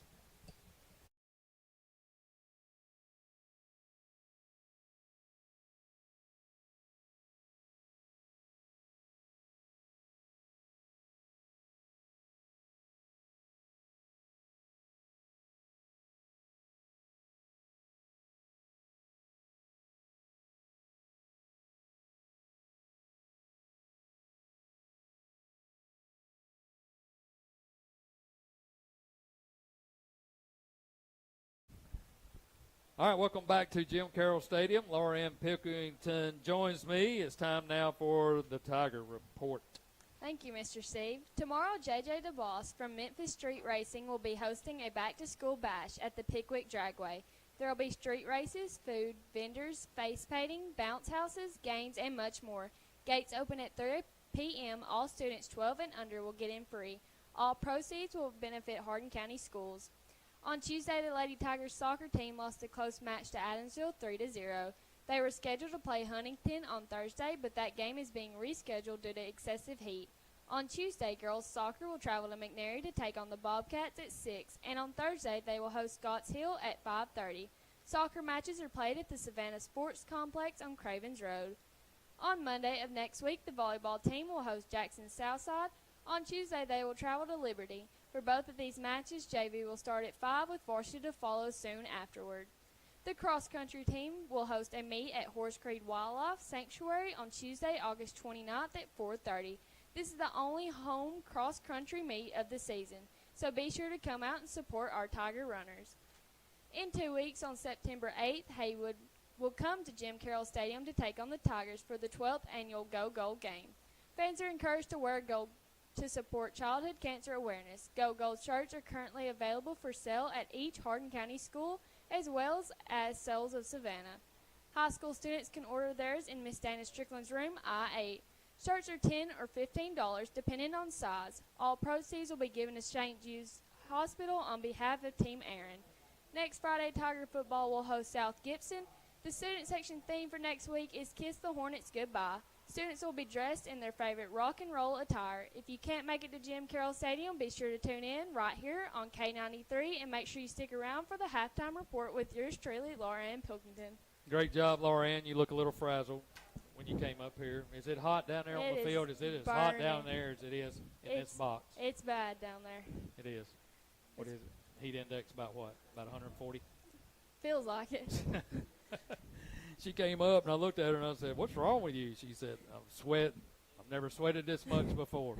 But anyway, the dance team is out there. It's more than just the football team out there. You got the cheerleaders, dance team. The pride is taking the field. It's hot for everybody, but a good crowd on hand. And we're at halftime. 28-21 is our score at halftime. We'll be back with more from Jim Carroll Stadium. Thanks, Laura Ann. We'll be back right after this.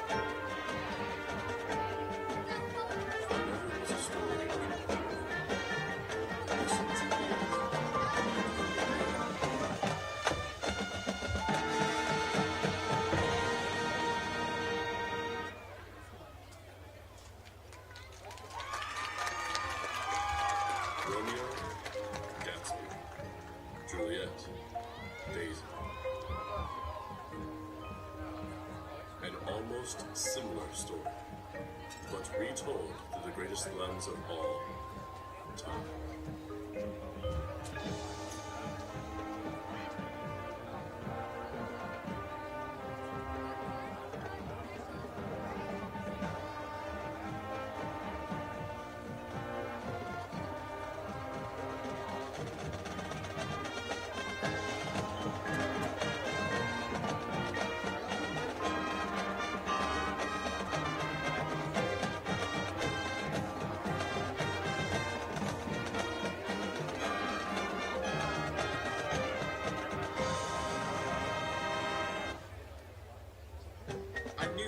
kiss this girl, I would be forever wed to her.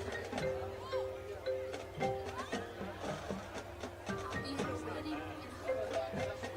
Every wrong dream can come true.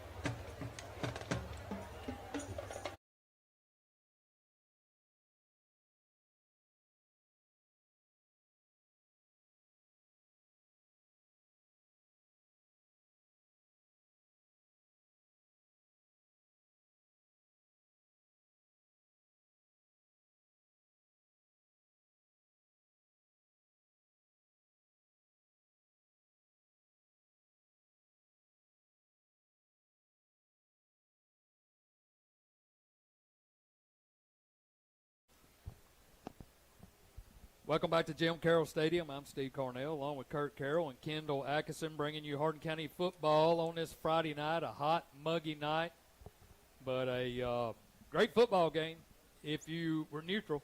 Yeah. Shootout. Yeah, shootout right now, 28-21 our score. So I'll ask both of you guys, you're Coach Smith, you're the defensive staff in there. What do you got to do other than the obvious, stop Jackson? But we got to have a stop right here. Yeah, I mean, I think it's been pretty taxing on our defense. There as the second quarter came to a close. I think that's the first time throughout the game I actually saw that, our defense was just a little bit winded. But I think you just clean up a few things in the secondary, reiterate several things, and stay the course offensively, hopefully get a little bit more through the air going here in the second half. And then I think the biggest drive is going to be this first drive for our defense and finding a stop. Well, I mean, you got me? Yeah. It's same old thing, though. I mean, there was a lot of third down situations in that game that our defense didn't get off the field. A lot of that quarterback making plays. Third down, you need to find a way to get off the field. Yeah. They didn't do that. Of course, now, like, we had two busts in the secondary. That's 14 points that were just given to them. They might have scored. They wouldn't have scored that last score because they wouldn't have had time if we'd made them earn the first one. So, I mean, that and spotting them 20 yards on every kickoff. We scored 3 times. 3 times we started at the 20. Yeah. And they're starting at the 40 or 35. You go to figure an entire game, you're over 100 yards that you're having to work that they don't. Well, and another thing, too, is they've had some big hitters in regards to, big plays that they've had go their way. And then when you get those big plays, and obviously the distance you're having to travel to the goal line is lessened compared to ours, that makes a big difference, and it goes a long way, especially for them who, just by first glance, you would think their depth is going to be an issue here late in this second half. Well, we're going to find out. I do think they play more two-way guys than we do.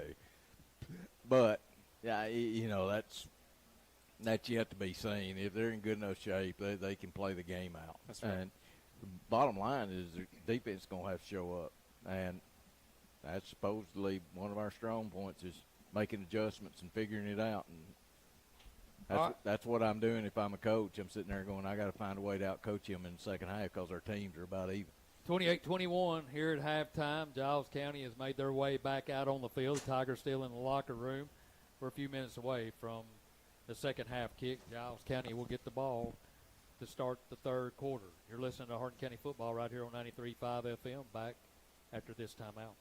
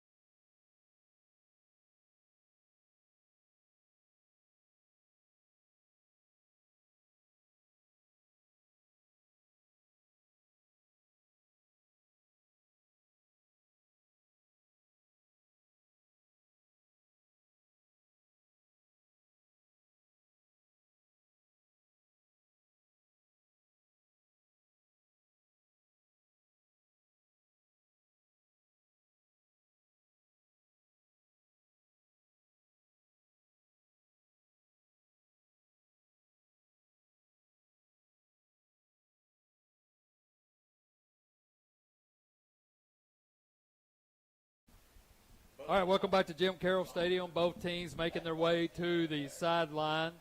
The Tigers will kick to the Bobcats to start here in the third quarter. 28-21 our score. Giles County on top. It's been a game of big plays. And it's like Kurt said, you scored 21 in the first half of play. You would think that you would be on top at least 7 to 14 points. But anyway, good crowd on hand on this hot, muggy night.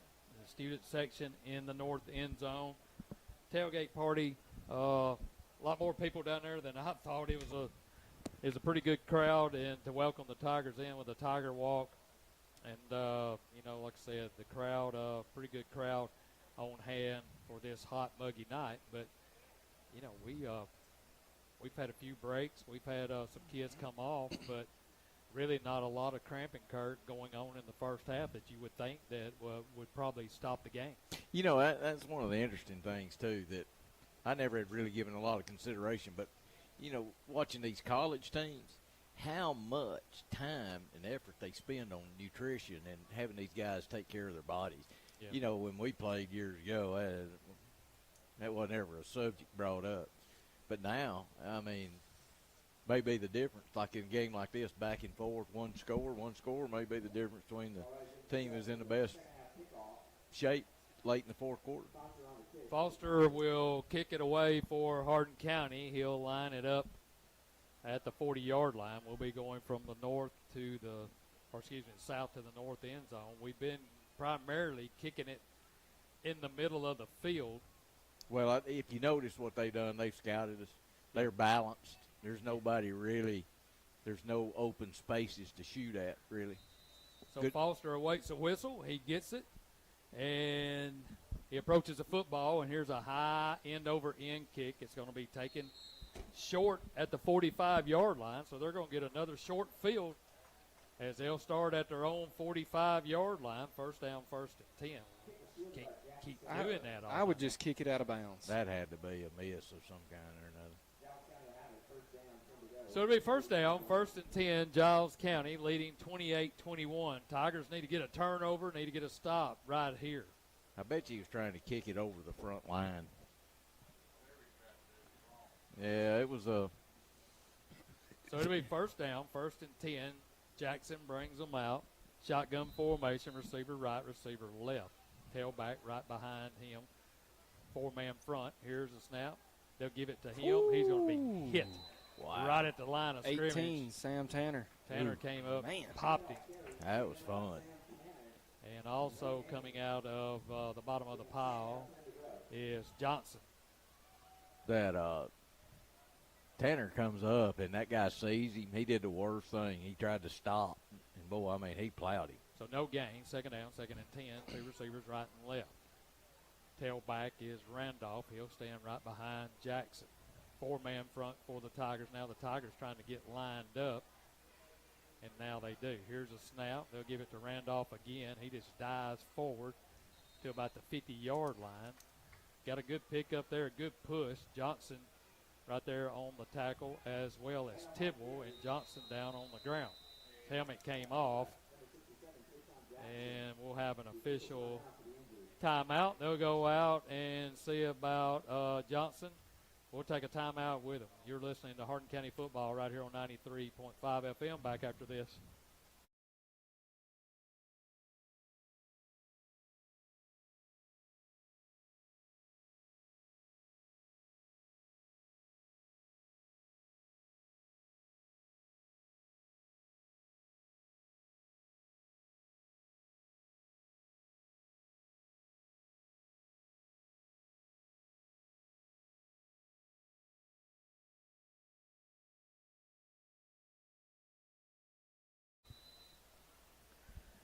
So Johnson comes off under his own power. It's 3rd down, 3rd and 5. Ball resting right at the 50-yard line.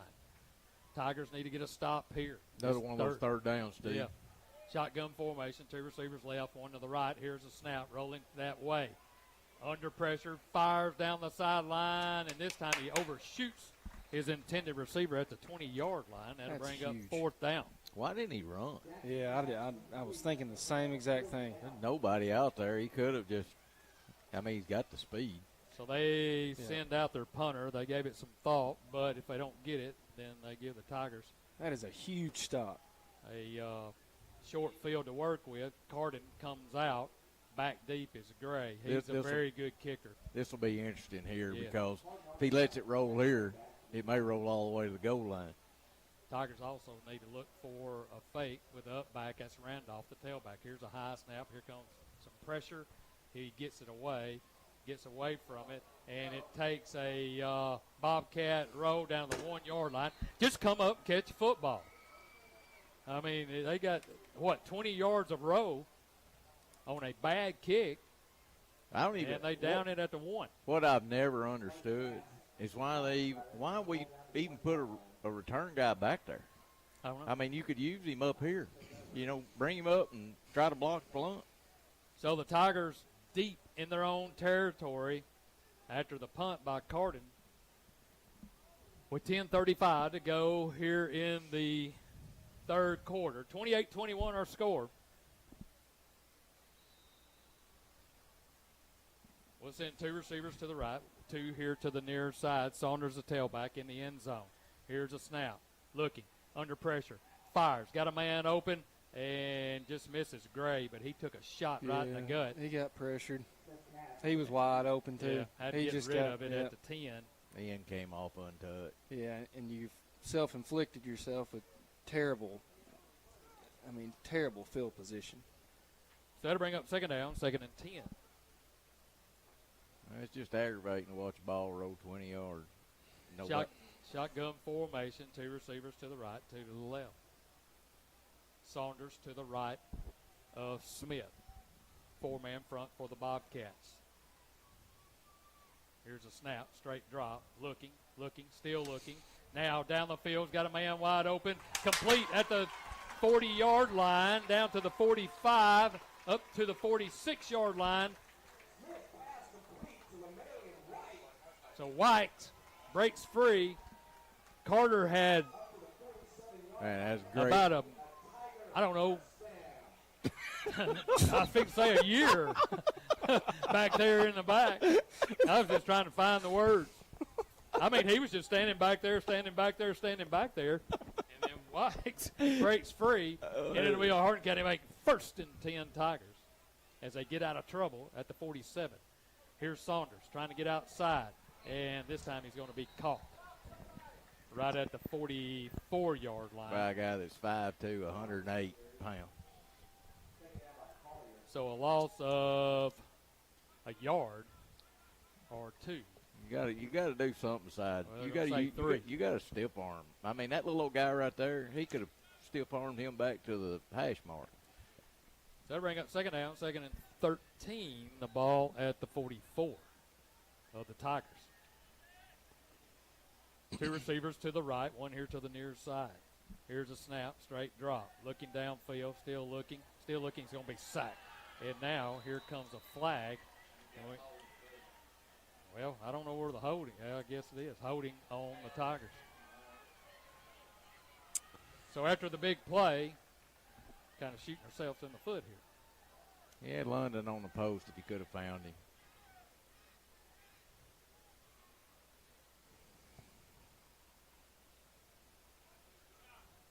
So let's see.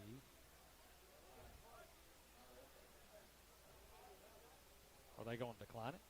Going to take the loss and lose the down. Yeah. So they'll take the loss back to the 40, and that'll bring up 3rd down. 3rd and a bunch.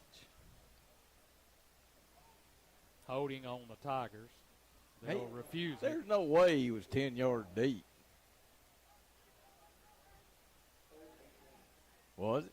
I mean, we lost a yard on 1st down. And now we lost 3 on 1st down. Oh, you did lose? Yeah. Okay. So everybody 3rd down, 3rd and 18. The ball back now at the 39 of the Tigers. 3 receivers to the right, 2 here to the near side. Tigers need another big play. Here's a snap, straight drop. Steps up at the pocket. Now rolls to the right, looking, still looking. Now he'll take off down the field. He'll be hit and dropped at about the 49-yard line. That'll bring up 4th down. And just go for it. You give it to him there every time. So that'll bring up 4th down, 4th and 9 as Carter had to take off, and they'll punt it. So both teams will exchange punts here to start the 3rd quarter. 8:53 to go here in the 3rd. I'd rather seen Carter just kind of float out there. You know, there wasn't a whole lot. He had another couple of seconds if he'd have just floated behind the line of scrimmage looking for somebody. Might have popped somebody open. 4th down, 4th and 9. Saunders in the punt for the Tigers. He's hit a couple of good ones. Here's a snap, no pressure. Gets it off, a low knuckleball type kick, takes a Tiger bounce. He gets away from it now, and it's going to roll inside the 10 to the 9. They don't want to catch it either. Now at least we flipped the field from the 1 yard line. Remember in the morning, Sports Talk at 9 a.m., me, Kurt, Kendall, and Coach Smith will be in. We'll talk about tonight's game and get you set for next week. We'll be back here at Jim Carroll Stadium as we open region play. South Gibson will be in town next Friday night. Coach to Coach will start us off in the morning at 8 a.m. with Doug Matthews and Dave McGinnis. A really good program. They'll break down the SEC for you each and every week. Jackson will bring them out. 1st and 10 from their own 9-yard line. They'll go receiver right, receiver left, tailback, Randolph to his right, 4-man front. Here's a snap. They'll give it to Randolph right up the middle. Now he'll try to pop it outside, and he does. And he's going to pick up close to a first down. And now he goes rolling out of bounds. He may be a little bit short. He's trying to run up, between the tackles, and then that time they clogged it up, and he popped it outside. We lost contain, and he picked up about 8 on the carry.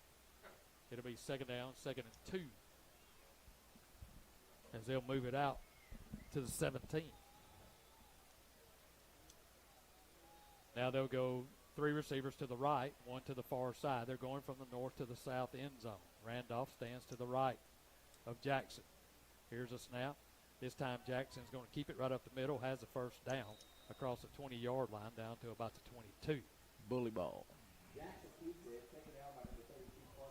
Just get up there behind those big guys and let them push. So it'll be 1st down, 1st and 10. Bobcats with 7:51 to go here in the third. 28-21 our score. Both teams punted on their first possession. This is the second possession for the Bobcats here in the third. Tigers trying to hold on. We had a great opportunity, worked our way out from a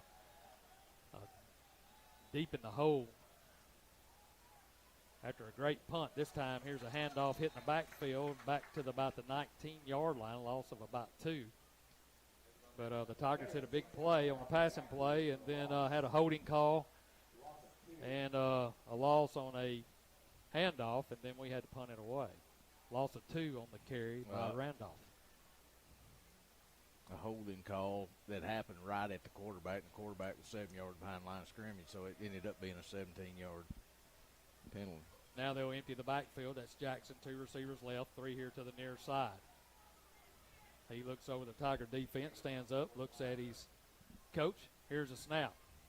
Looks like he's going to throw it. Now he's going to tuck it and go, just battling his way to about the 28. That'll bring up 3rd down, but a big pickup there. Broke a couple of tackles and stayed alive. He's short of the 30-yard line to the 29. So it'll be 3rd down, 3rd and 3. Big 3rd down play again for the Tigers. Yeah, they need to get a stop here. They won a lot of those 3rd down battles. We won it on the last series. Let's see if we can win it again. So now he looks like he's coming under center. 2 receivers right and left. Man in motion, and now they want timeout. That's good. Maybe they were trying to draw us off with a hard count. They want timeout. We'll take a timeout with them. 6:10 to go here in the third. 28-21 our score. Bobcats on top. You're listening to Tiger Football right here on 93.5 FM.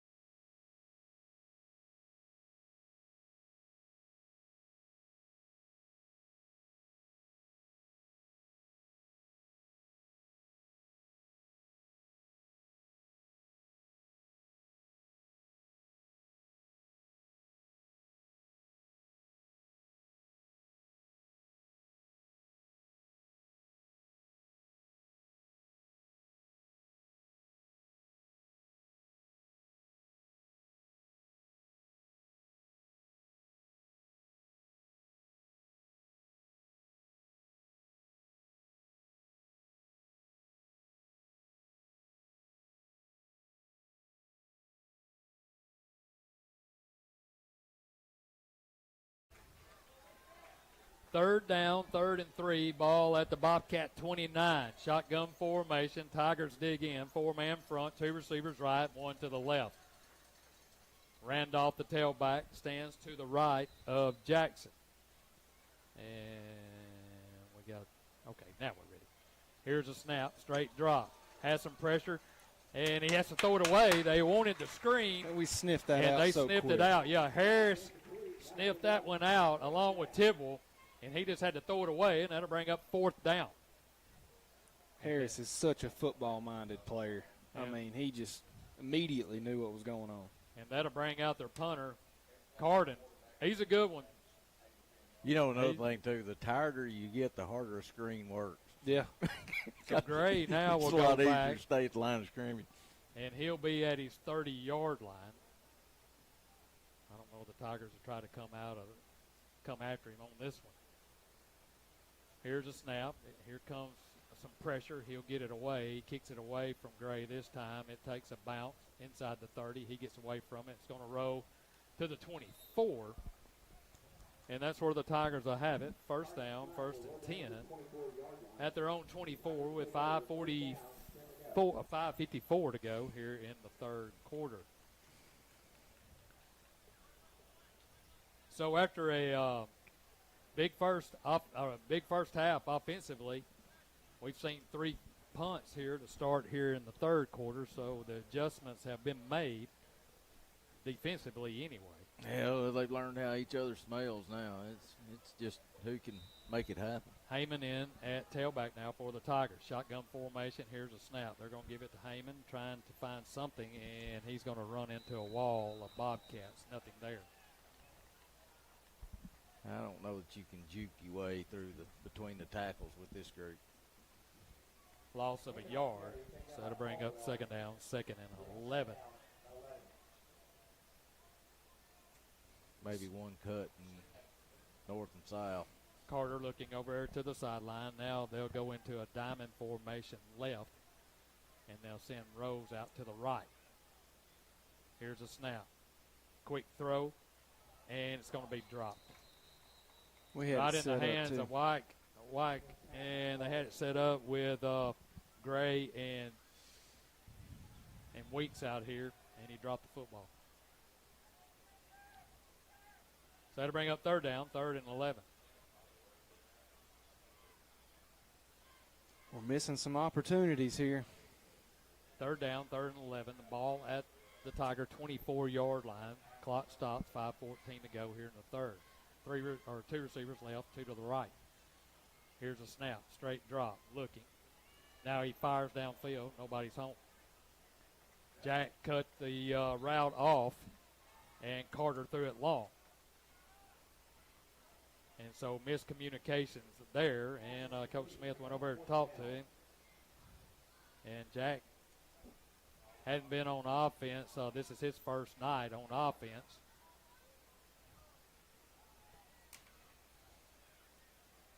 And he just ran the wrong route. That's all you can say. So Saunders will come in. He'll punt it away. I mean, every opportunity counts. Here's a low spinning kick, turns over. He'll get it at the 40-yard line. That's Randolph at the 50, up the field, and he's going to be hit. Here comes a flag. He's going to be hit at the 45 and dives forward to the 39. That'll have to be a face mask. I didn't see anybody else there other than the runner. Well, we wanted the flag. The coaching staff down here wanted the flag, so it has, you think, blocking the back. There's a flag on the play at the 48-yard line of the Tigers, and it is against them, blocking the back.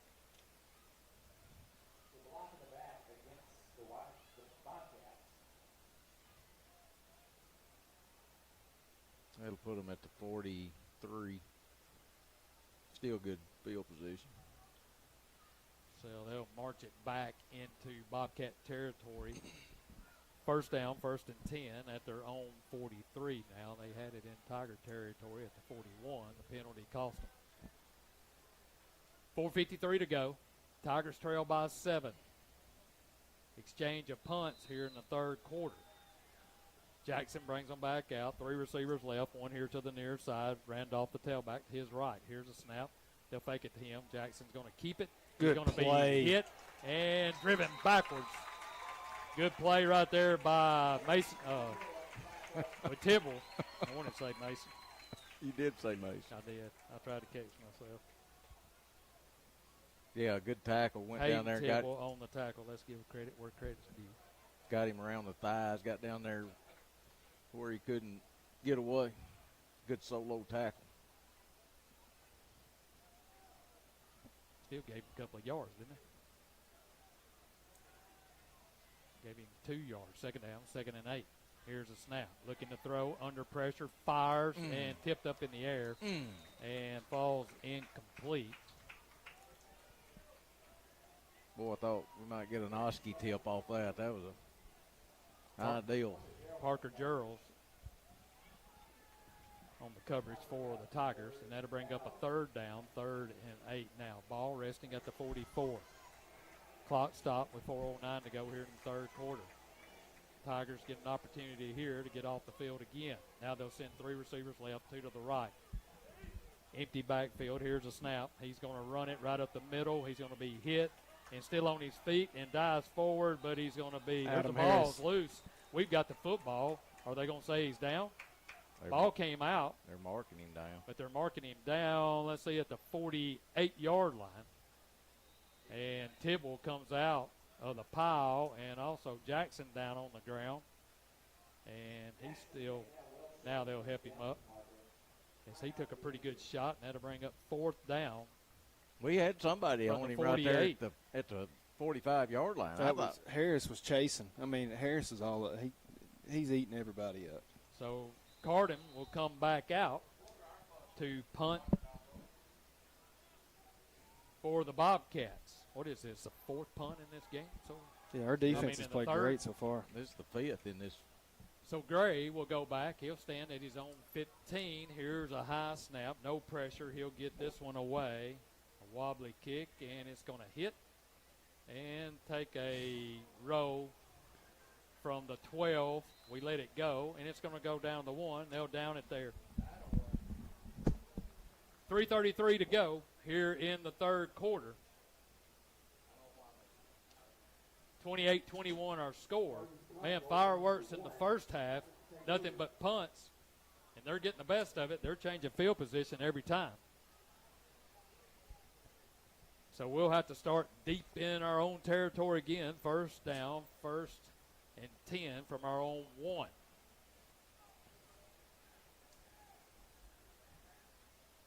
Rose out here to the near side. They're going from the south to the north end zone. 3 receivers to the right. Saunders, the tailback. 4-man front for the Bobcats. Here's a snap. Looking to throw. Lobs it up. He's going to be knocked down. And here comes the penalty flags. That's Rose. He was tripped at the 20-yard line. And so that'll get us out to the 10. He got leg whipped on that one. Looked like he kind of let up, Kendall, and when he did, 5 ran over. Yep, I mean, he just ran all over the backside of him. I think he had him beat, too. He had a quick inside move. I think Rose had the edge on him. Trying to see where they're going to spot it at. They'll spot it. What are they down? Oh, they'll go back to the 1. Is it a 10-yarder from there or a 15-yarder? Yeah. I don't know. Why didn't they do it? Can you make it a spot foul? It's supposed in to be high from school? line of scrimmage. That's what he did. He went back. We were at the 1. Yeah, in high school, penalty that occurs during loose ball play, it goes back to the line of scrimmage. So 1st down, 1st and 10 now from the 16. Here's a snap. Saunders trying the right side. Cuts it back up the middle. Still on his feet across the 20 to about the 22. Good pick up there by Jacob Saunders. Yeah, good running backs. They just disappear, and then all of a sudden you see them gain 3 or 4 yards. It's weird. I think he ended up about 5 on that. Yeah, he pushed it out to the 21-yard lines where they'll spot it. Pick up a 5, 2nd down, 2nd and 5. Saunders, he's got that ability to get skinny too, and just kind of get lost in there. Three receivers savvy. right, one here to the near side, shotgun formation. Here's a snap. Handoff Saunders, and it's a jailbreak by the offensive line. Well, we only missed 3 of them. Yeah. And they were right there, got him in the backfield. They almost took the handoff off. That'd be good if it's a screen. That won't look good on film. Well, I mean, the box is just, it's packed. I'm just surprised we haven't checked out of some of these run plays we've done. So that'll bring up third down, 3rd and 6 now. Be a long 6. Shotgun formation for the Tigers, 4-man front for the Bobcats. Here's a snap, straight drop, looking, fires down the middle of the field for Weeks. He makes the catch at the 45, gets to about the 47, and now they're going to say he dropped it. He was juggling it. Would have been a hard catch. Yeah. He was trying to have to take it away from that little 5-foot guy. So that'll bring up 4th down. As they say, the ball hit the turf. Would have been a really good catch. He had his hands on it, but a good play on their part as well to strip it away. And the Tigers will punt it back. It's the first one I've seen him miss in 2 games. To the Bobcats. It's pretty solid. Back deep is Randolph. Saunders will punt it for Hardin County. 2:06 to go here in the 3rd. 28-21 our score. Yeah. Hard going right now. It's even harder. Saunders awaits the snap. It's a good one. No pressure. He'll get this one away. A spiraling kick. It's going to hit and take a bounce out of bounds at the 40-yard line where they'll set up first down, 1st and 10 at their own 40. Let's take a quick timeout. We'll be back with more Hardin County football right after this.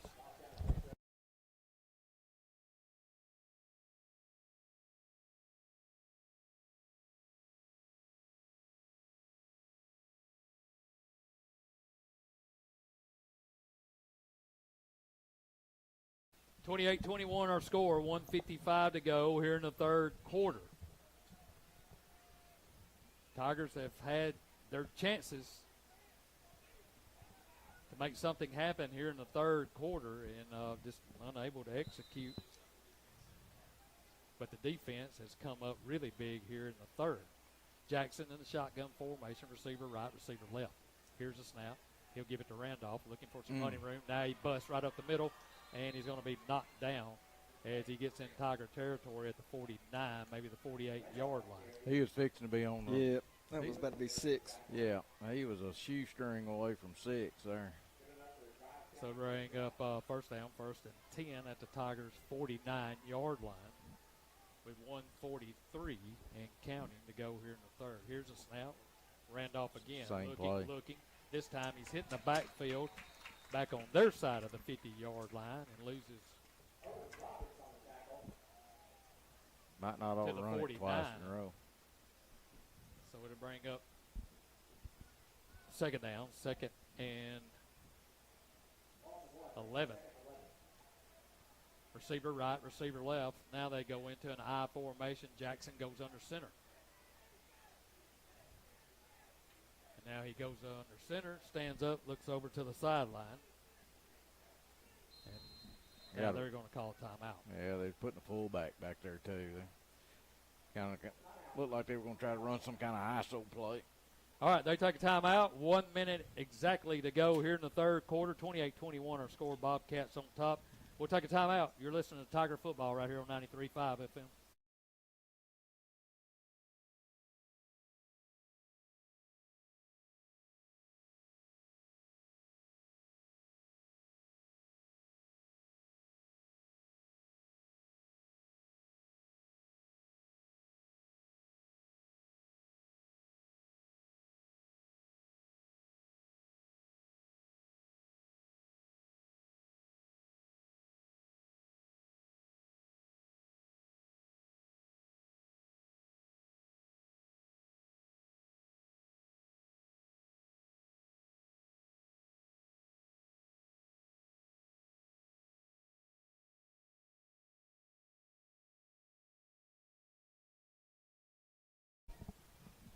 Second down, 2nd and 11 as the Bobcats come out of the timeout. They've got 1 left here in the game. They've used in the game. They've used 2 here in the third quarter. 1 minute to go. 28-21 our score. Bobcats on top. Now they'll go into shotgun formation, 2 receivers right. Here's a snap. Straight drop, looking. Now here comes the pressure, and he'll tuck it and trying to get outside. Has some running room. Fires downfield. It's going to be incomplete, but, man, he was way past. He's 10 yards past line of scrimmage. Goodness gracious. Thank you. Yeah, here comes the flag. Yeah, he was close to the 45 when he let it go. That's a penalty and loss down, so that's still going to be 4th down. Well, was it 2nd down? It's second down. Oh, I thought it was 3rd down. Well, it'll be 3rd down now. So they'll talk it over. Yeah, he was way across the 49. Well, I thought he was running. Yeah. That's how far he was across. So they're discussing it, and let's see what they come up with. Yeah, he gave him loss of down sign then. Yep. Or he was asking, is this the loss of down sign? Oh, man. Oh. Sports Saturday starts at 8 a.m. in the morning with Coach to Coach, Doug Matthews and Dave McGinnis. Kirk, 2 really good coaches, one from the college ranks. Doug Matthews coached at Tennessee, Dave McGinnis with the Titans, and they really do a great job of breaking down each team and each game. I tell you what, each and every week. they could just tell stories and everybody would be infatuated. It's great hearing those old coaches tell all the different kind of stories, dealing with 18, 19-year-olds in college. A little bit of everything going on. Have they pulled out the rule book? Is that what they're doing? They're trying to figure out if it's a loss of down. Oh, and they're trying to think is it a spot foul or is it the line of scrimmage? Yeah. They're going to bring it back to the line of scrimmage. So the white hat comes over. 5 It's a loss yards. of down, 5 yards against Giles County. So that'll bring up 3rd down, correct? It was 2nd down. Yeah, it's 3rd down. It should be 3rd down. The box has not changed. Yeah, Now you got him. yeah, there it is. 3rd down. 3rd down, 3rd and about 15 now for the Bobcats at their own 46. Jackson in the shotgun formation. He has 3 receivers to his right, 1 to the far side. Randolph, the tailback, stands to his left. Now they'll switch the 2 receivers, the inside and the outside, on this side of the field. Here's a snap, straight drop. Fires down the middle of the field, and he's going to overthrow his intended receiver, Heyman, on the coverage, and that'll bring up 4th down. Clock stops with 37 seconds to go. Kendall, receiver's on the inside of your back. Do you throw it to his outside shoulder or inside shoulder? What'd you say? If you got the defender on your outside shoulder, do you throw it in or do you throw it out? Well, you just answered your own question. That's right. He threw it. He threw it over his backside shoulder, and the only person there was the DB, Heyman. So, Carden back at his 30-yard line. What a snap. I mean, hey. Here's a snap, and he gets it away. And this time it hits at the 25, takes a Bobcat row inside the 15 to the 16. And that's where the Tigers will have it with 26 seconds to go here in the 3rd. We've been deep in our own territory all night long. I mean, he's done a great job. And he's been a difference here in this quarter.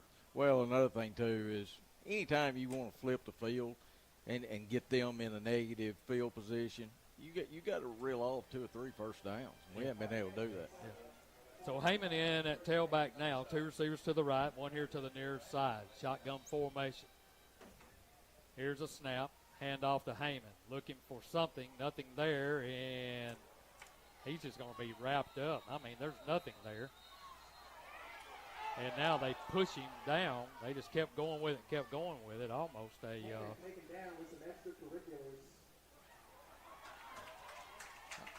almost got a face mask, but they'll spot him at the 11-yard line. And that time, nowhere to run. They've kind of shored up the You can't defensive front. you can't hesitate back there against this spot. That'll be the end of the third quarter. 3 in the books. 28-21 our score. Tigers have the football when we return. You're listening to Hardin County football right here on 93.5 FM. We'll be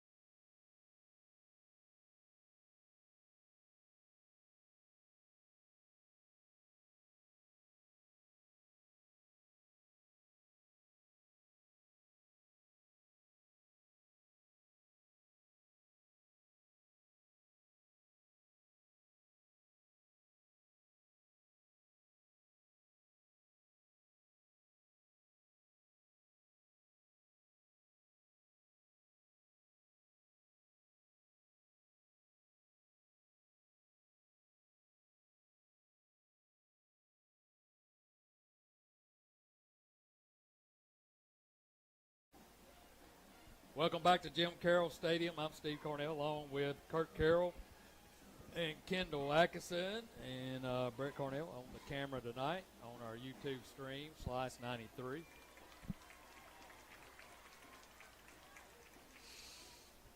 Second down, 2nd and 12 after a 2-yard loss on first down for the Tigers. We've been back on our side of the 20 for all the third quarter. Shotgun formation. Here's a snap. Here comes a little bit of pressure. Still in the pocket. Now fires. Got a man wide open. That's Weeks. He catches it at the 30, 35, 40. He's going to be rolled out of bounds. As Carter that time had plenty of time, and Ryan Weeks came open down the sideline. Comes up a little gimpy, but it'll be enough for Hardin County to make 1st and 10 as they push it out to the 44. Corbin Smith will come in as Weeks will come out. He's showing some grit. First down, 1st and 10 from the 44. Ankle sprain don't go away. That's what he's dealing with. Shotgun formation, 3 receivers here to the right, 1 to the far side. Heyman, the tailback. Here's a snap. Now Carter will pull down, going to try to run. He'll just dive forward across the 45 to the 46.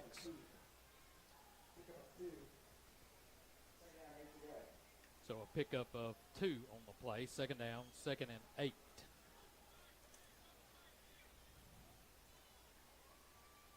Now he'll send Smith and Rose to his left. Wykes and Gray here to the near side. Gray, the inside receiver. Heyman, the tailback, to his right. 4-man front. Here's a snap. Straight drop. Looking.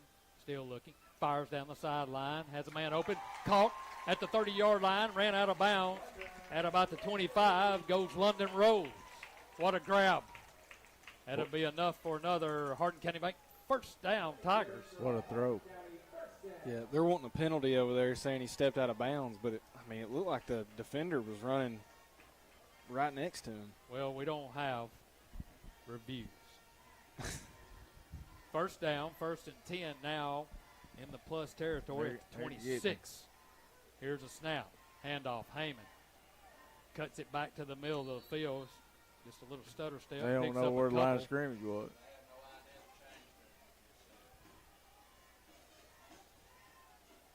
So to bring up 2nd down.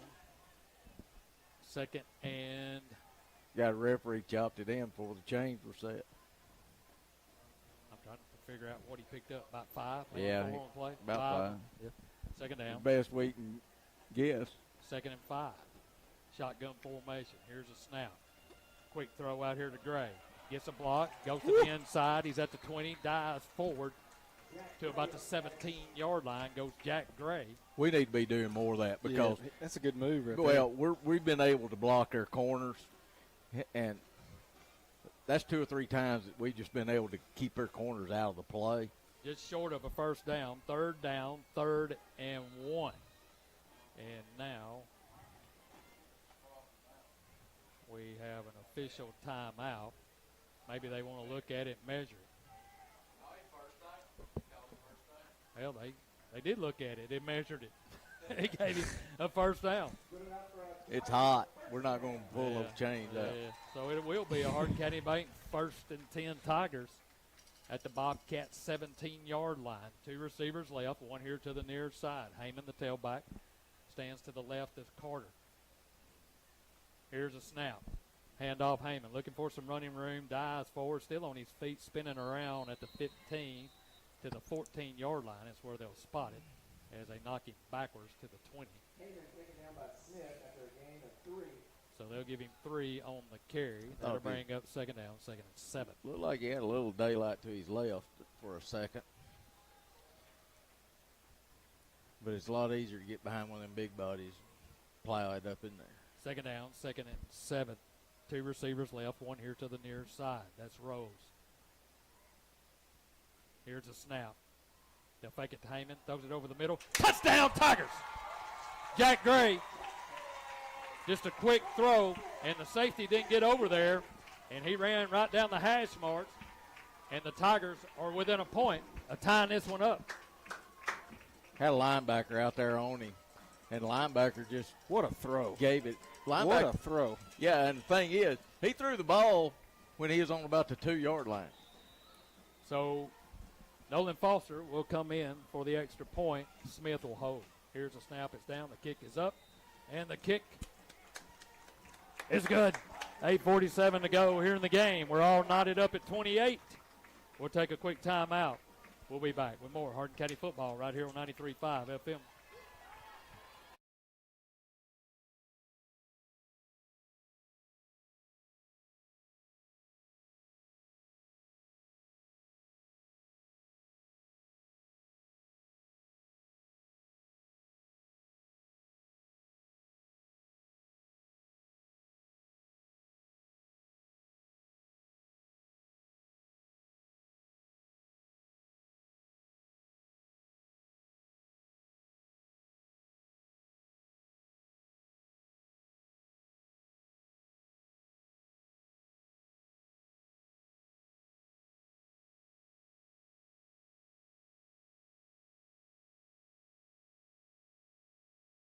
Scoring drive powered by Jones Motor Company. The Tigers go 84 yards, 8 plays with a 16-yard touchdown pass from Carter Smith to Jack Gray to tie things at 28.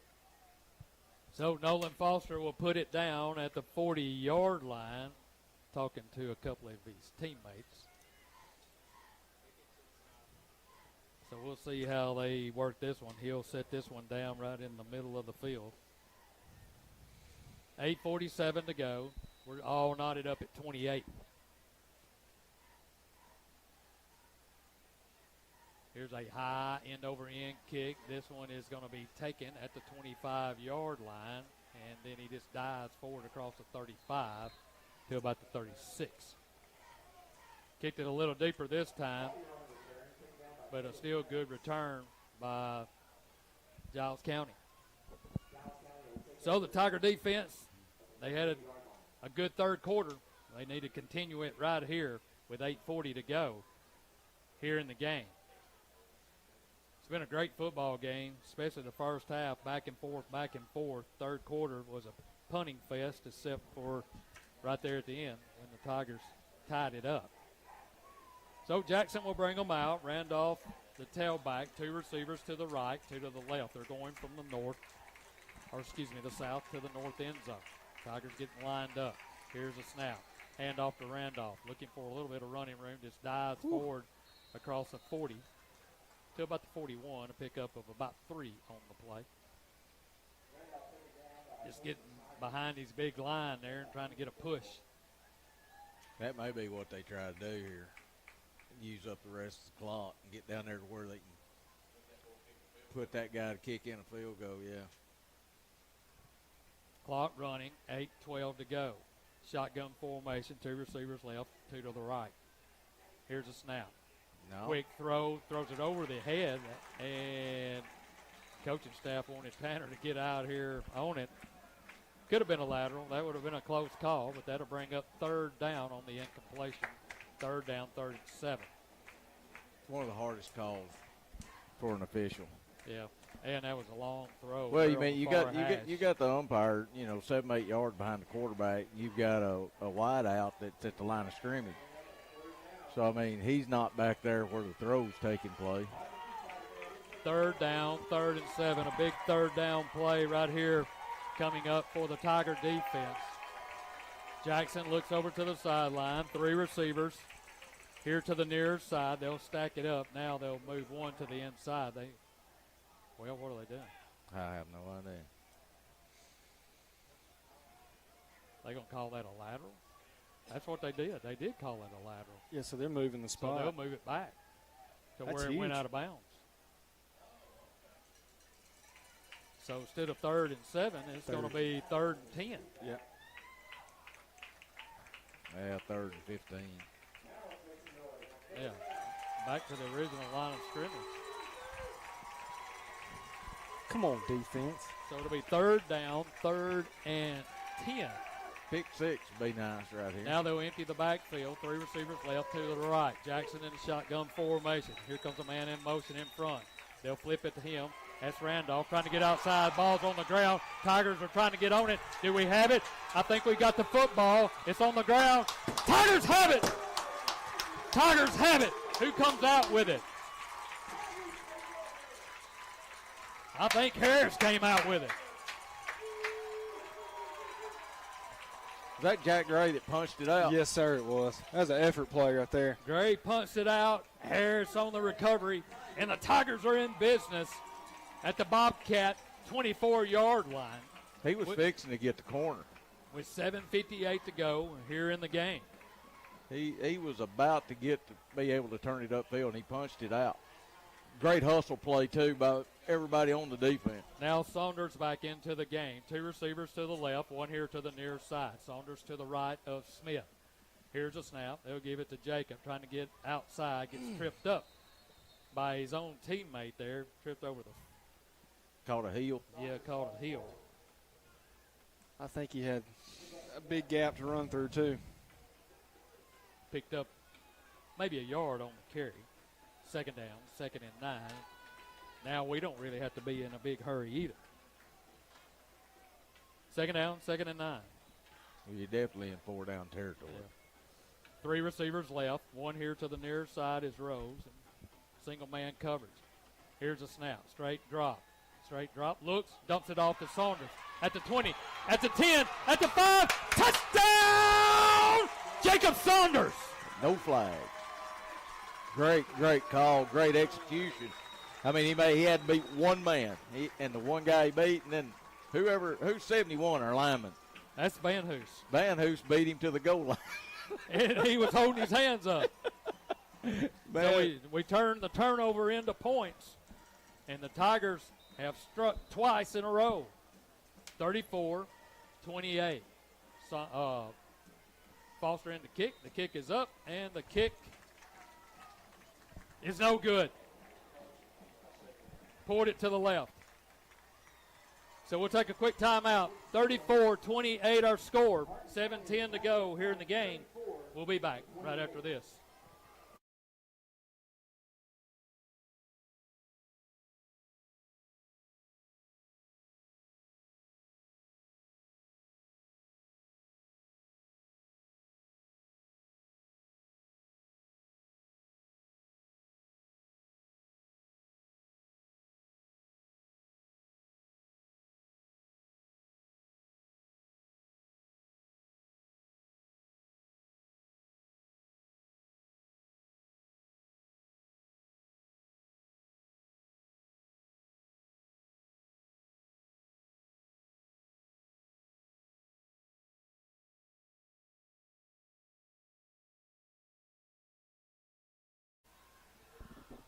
Scoring drive powered by Jones Motor Company. After the big fumble recovery, the Tigers go 2 plays, 24 yards, and a 24-yard touchdown pass from Carter Smith to Jacob Saunders. But the extra point was no good. That takes the Tiger lead to 34-28. So Foster will set it at the 40-yard line. They've had a couple of good returns in this game.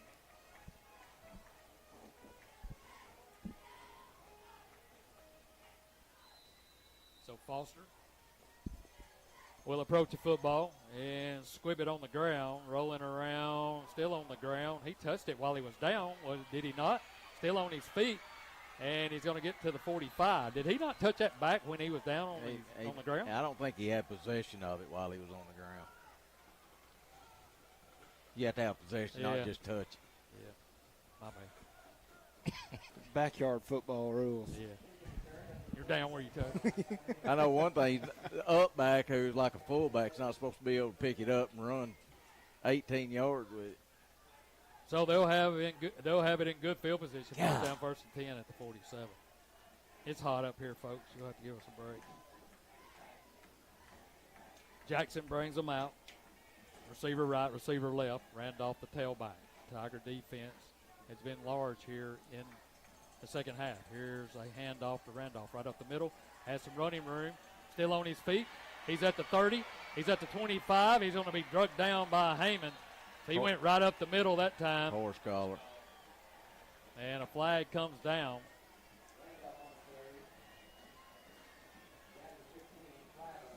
Had to put them half distance to the goal.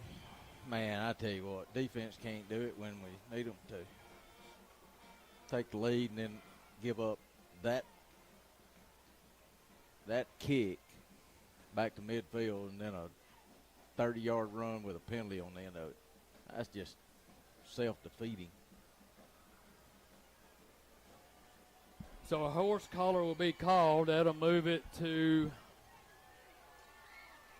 So it did say touchdown. the 12-yard line, where it'll be first down, 1st and 10 from, well, excuse me, not the 12-yard line, the 7-yard line. The First and goal from the 7. The problem is him just running through tackles.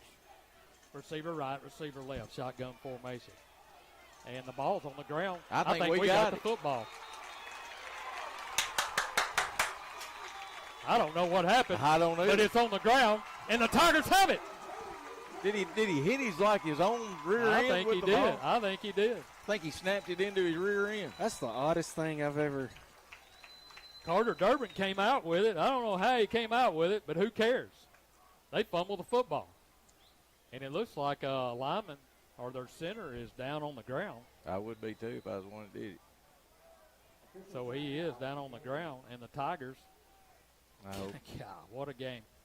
6:40 to go. We'll take a injury timeout. You're listening to Hardin County Football right here on 93.5 FM. Back after this.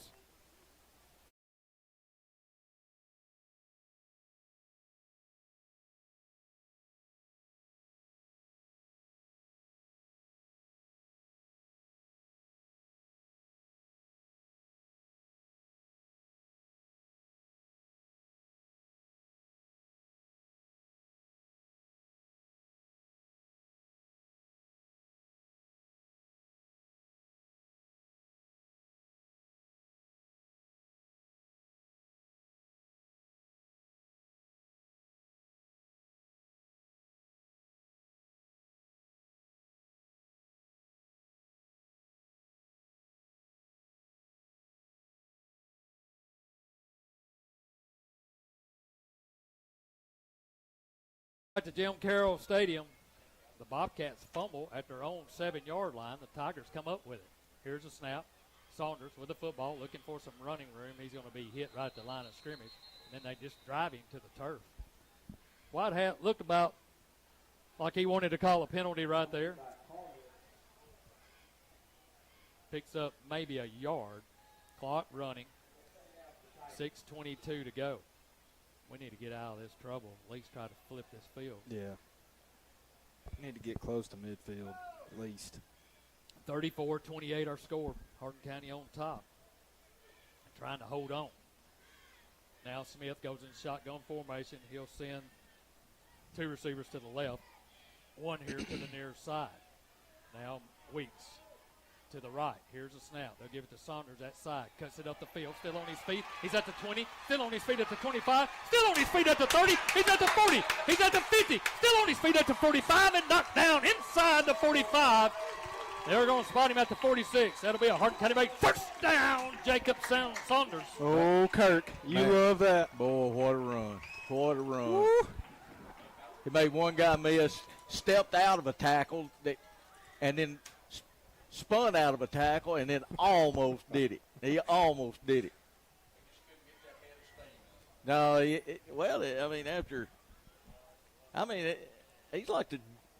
like the Riddler. He's just pulling stuff out. First down, 1st and 10 at the 46 of the Bobcats. Heyman in the game now. 2 receivers left, 1 on the right. Our left tackle's in the backfield.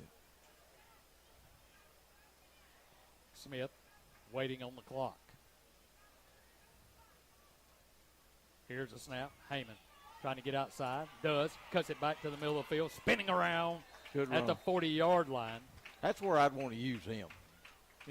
Get him on the edge. That's what he loves, is trying to get to that edge and turn it up.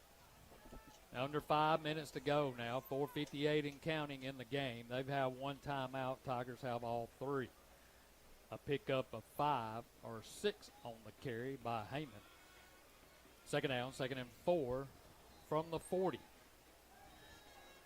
Whites and Gray out here to the near side. Rose to the far side. They're going from the north to the south end zone. Heyman in. He'll be to the left of Smith. 4-man front. Here's a snap. Handoff right up the middle. Now he'll dart forward. And they're trying to push a pile forward to about the 41. And that'll bring up a 3rd down, 3rd and about 4, maybe long. Yeah, they'll spot him right at the line of scrimmage. So Heyman will come out, I think. Yeah, he's trotting off the field. And Saunders back in the game. 3rd down, 3rd and 4. And Matthew may let it run down. Get this play. I doubt it. Yeah. He'll do it on 4th down. So now they'll empty the backfield. They'll send 3 receivers left, 2 here to the near side. They'll spread them out. 3rd down, 3rd and 4. Shotgun formation, 5-man front. Here's a snap. Looking, fires, complete right over the middle at the 35. Rolling around, spun inside the, at the 25 to the 24. That'll be enough for Hardin County make 1st and 10 Tigers. I'm getting close to wanting to buy Saunders a steak after the ball game. He's been a busy man. He's played hard, played good. So it'll be 1st down, 1st and 10, Hardin County. And he ain't 100%. He's at the 34 of the Bobcats. 2 receivers here to the near side, 1 to the far side. That's Rose, Gray, and White over here to his right, Carter's right. Saunders will stand to the right of Smith. 4-man front. They let the clock go under 3 minutes now to play. Now he'll move Saunders to the left. Here's a snap. They'll give it to Saunders. Trying to get outside. He does. He's at the 30, still on his feet. Holds on to the football. Dives close to the 26-yard line.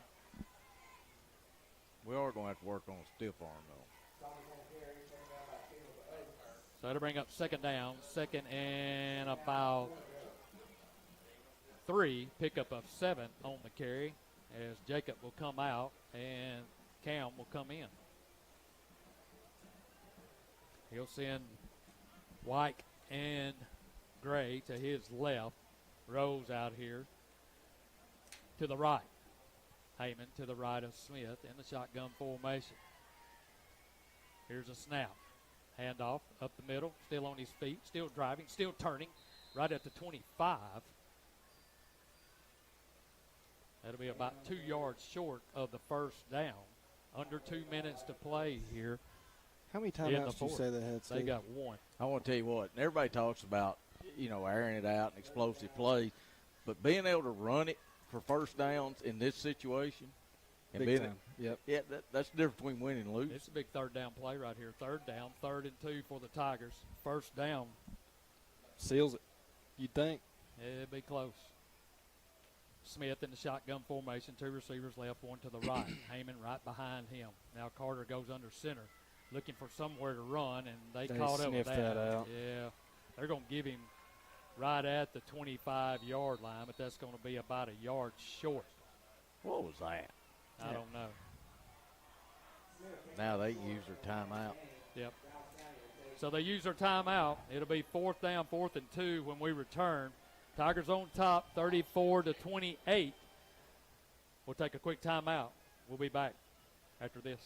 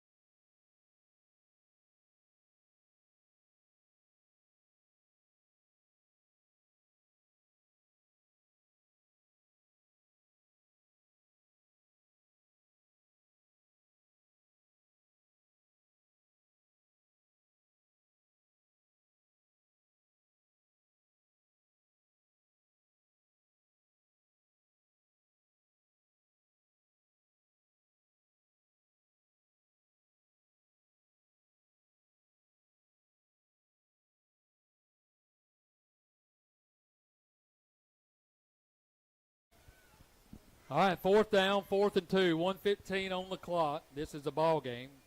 Bobcats out of time out. They're going to spread it out. 2 receivers to the right, 3 to the far side, shotgun formation. Wasn't expecting that. Me either. 4th down, 4th and 2, ball at the 25. Here's a snap. Here comes the rush. They dump it and incomplete. He threw it at the feet of Weeks, and now they're going to get a chance.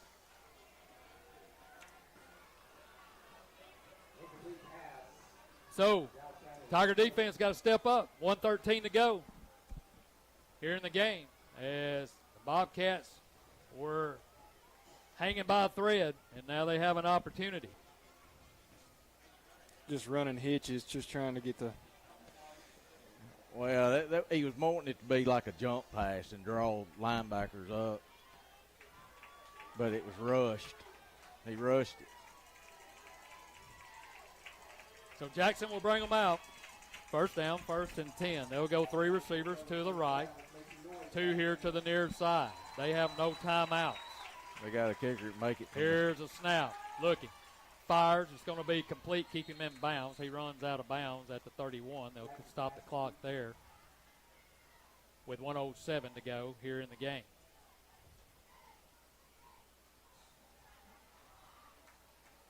It'll bring up 2nd down, 2nd and about 4. Same formation. 3 receivers right, 2 here to the near side. Here's a snap. Straight drop. Looking. Now he's under pressure, and he's going to be sacked by Big Harris at the 30-yard line. Clock rolling. Oh, they're not. They're just walking. Yeah. They don't realize it. So that'll bring up 3rd down, 3rd and 4. 48 seconds to go. Right. Tigers trying to get lined up. Same formation, shotgun formation 4. Here's a snap. Straight drop. Looking. Fires down the field, and it's going to be incomplete. That'll bring up 4th down. He had it, too. Yeah. Tried to get the intended receiver out here. He was open, but he just threw it wide. That was Turner. So that'll bring up 4th down. Here's the ball game. We can hold them right here. It's over. 34 seconds to go. Shotgun formation. They need 4 yards for the 1st down and continue the drive. 3 receivers to the left, 2 here to the near side. Shotgun for Jackson. And now Hardin County will take a timeout and set their defense up for this play. You know, our D-line on that last play were playing honest. They didn't want that guy to run. They didn't want the quarterback to run. They weren't putting any pressure. They were just staying with, keeping the offense off of him in case he ran. But that gives him all day to throw the ball, too. Yep. Stay tuned for the Central Bank post-game show following this game. We'll get you all the scoring plays and the rundown, and we'll talk about next week as well. But let's finish this one first. 4th down, 4th and 4 for the Bobcats. The Tigers took the timeout. They're getting players on the field as trying to get everybody lined up.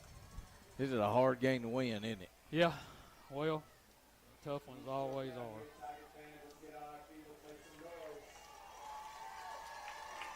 So the Tiger crowd, they're getting into it now. 4th down, 4th and 4. Maybe another turnover. Yeah, at least I'm glad he did that. He brought 4. He's going 5 deep in the secondary. 3 receivers to the right, 2 here to the near side. Here's a snap. Looking, fires, complete, and just lay on him. He's at the 39. It's going to be enough for a first down. We'll give them them short passes all day. We need to keep them on this side of the field, though. They line it back up. Tigers trying to get lined up, get set. Here's a snap. Looking, they move. And it's going to be complete. He stays inside, tackling at the 50-yard line. Man, we had him. We could have got on him. Clock stops at 20 seconds. They got a kicker with a big leg. Well, they got to score. That's right. My bad. Just forget I said that. I've been thinking about the kicker all night long. I probably dream about him. Shotgun formation. 3 receivers to the right. Here's a snap. Here comes some rush. Oh. Now he fires underneath. They got the hold. They got the hold here. It's going to be complete. That one's coming back. He runs out of bounds with 12 seconds to go. This one's coming back, though. It wasn't a bad hold. Just 2 of them holding him. Misdemeanor. Yeah. I mean, he had one on each shoulder, just holding his shoulders, pulling him back. So they had to push him back. Where was the hold? Where did it occur? Well, they threw it way back here. I mean, that's a killer there. Well, they spotted it. They marked it from. Yeah. Did he throw it? He did throw it. Okay. Yeah. So 12 seconds to go. First down, 1st and 20 now. Jackson in the shotgun formation. We just need to keep them in play and hold it down. Here's a snap. Straight drop. Looking. Now he takes off, jump pass. Intercepted. Ball game. Cam Heyman. Threw it up for grabs. Oh, he said he didn't catch it. He said it hit the ground. He said he didn't catch it. Now the official comes up, and they're going to say he didn't catch the football. Said it hit the ground. 5 seconds to go. He came in late, patting the ground, saying he didn't catch it. We got 2 timeouts to go. What are they doing? Well, they're not going to punt it. They're not going to punt it. They're just going back in the. Oh, okay. They're going back in prevent. So they'll move it back to the 40-yard line. 5 seconds to go. Jackson in the shotgun formation. 3 receivers to the right, 2 here to the near side.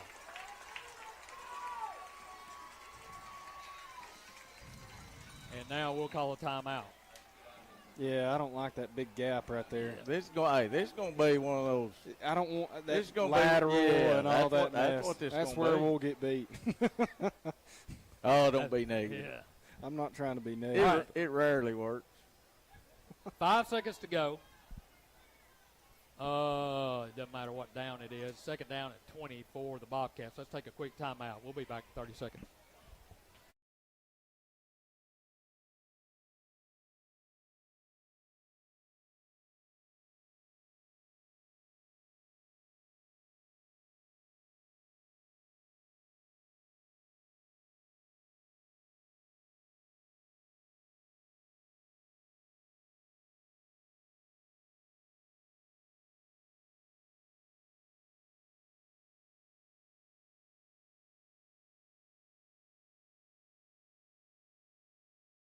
Percent sure of. All right, welcome back Or to Jim. those scoops down close to the ground. Welcome back to Jim Carroll Stadium. 5 seconds to go. Bobcats have it at their own 40-yard line. Tigers are sending everybody back deep. 3 receivers to the right. 2 here to the near side. This is different here. Now they're going to bring them up a little bit. Yeah, that's a little too deep. So here's the play. Here's a snap. Quick throw out here. That one hit the ground, didn't it? And now he's on the move, trying to get outside. We've missed several tackles. He's going down the sideline, and that one's flipped up in the air. It's caught, and now it's a scrum over there. Run out of bounds. The game's over. I don't know how else to call it. But whatever it is, we won it. I'll tell you what, that was a fun ball game. It was nerve-wracking. We never just really had control of it till the very end. So the Tigers win it 34-28 as they get 2 scores in the second half and get a big win over the Bobcats of Giles County. We'll take a timeout. The Central Bank postgame show headed your way next.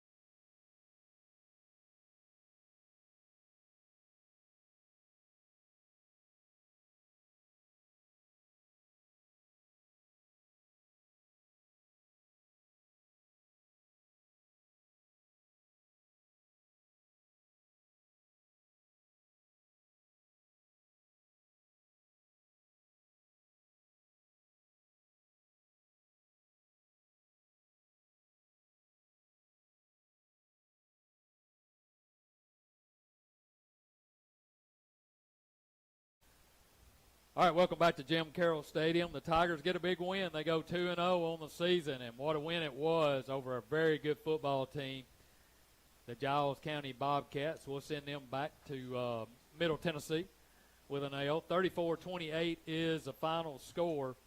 And, third quarter was unbelievable, just an exchange of punts, and then you felt like, man, we're just not going to make that play, and then we get a couple of turnovers in the game and get a couple of scores late, and then they ran it out at the end. But they had an opportunity. But, Kirk, that fourth down play, we were talking about it off the air. I mean, we got to get that first down, and we just couldn't on third or fourth down. Yeah, it kind of looked a little rushed, a little maybe nerves involved in that, but it was it turns out to be one of the big things in the game was, and I wondered about this. Their coach, called timeout twice in the third quarter. Yeah. And he was trying to save that one in case they absolutely had to have it. And you were looking at them fixing to win the ball game. They got the ball down at the 10-yard line, and there's plenty of time left to go in the game, and they're fixing to beat us. I mean, they're chunking it off one run at a time. We're having trouble, and dadgum, if the center didn't bop himself in the. I'd like to see, Matthew will tell us tomorrow. That's what it looked like. Yeah. I mean, he hit himself in the rear end, I think, with the snap, and that ball squiggled just about the line of scrimmage, and one of our guys jumped on it, and there was a difference in the game. But we talked about giving them 2 gimmies. The 2 times we got beat deep on long passes, and nobody was there. Well, we made 2, and then they made 2. They had 2 turnovers there in the third and fourth quarter, and those 2 turnovers for them and was the difference in the ball game. Bottom line, they gave the 2 back to, plus a 10-yard holding call helped us here at the very end of the game. It made it almost impossible for them to score late in the game. Ken, it was really weird because the third quarter they come out. We said we've got to get a stop here. We get one, it turns into a punting contest, and then we finally get a score, late, or to start the fourth quarter. But, it was just a really strange game with all the offensive firepower in the first half, and then to go through that in the third quarter. Yeah, it was we thought it was going to be a slugfest to the end, and I think our concern at halftime was how in the world are we going to stop, their weapons on offense.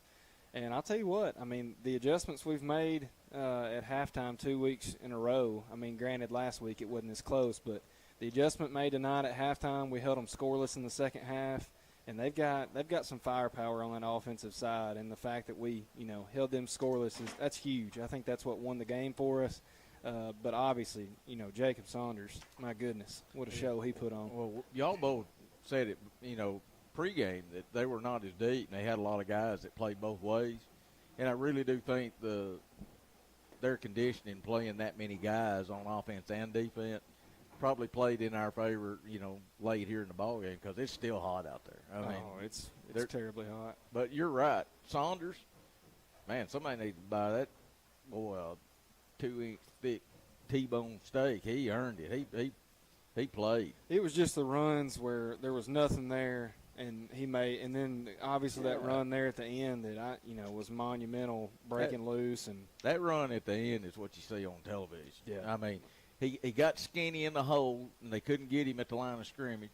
And then linebacker went in and tried to tackle him, and he pulled his foot out of the tackle. He stepped out of it. And then he put a spin move on the safety, and he was just before being able to break it. He just couldn't get his momentum going. But, he pulled 3 tricks out of the hat, on that one run.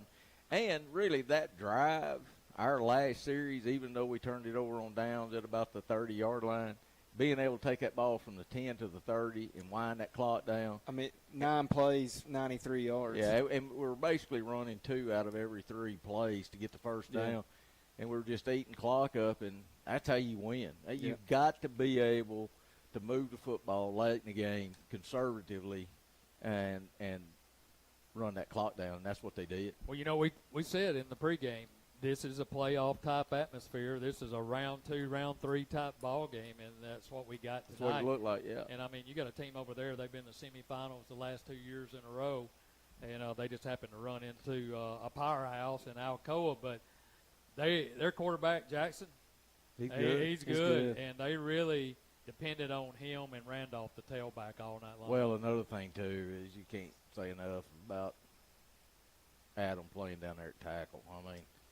He is everywhere. He's a game changer. He disrupted their whole offensive flow. I guarantee this team would love to have run the football another 15 times in the game and couldn't do it because of him.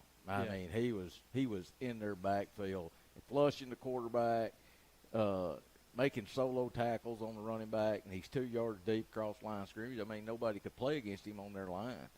And it made it difficult for them to call plays in the game because they had to account for him every down. All right, let's take a quick timeout. You're listening to the Central Bank post-game show. When we come back, we'll take a look at the scoring plays. We'll be back right after this. He's a one-man defensive machine.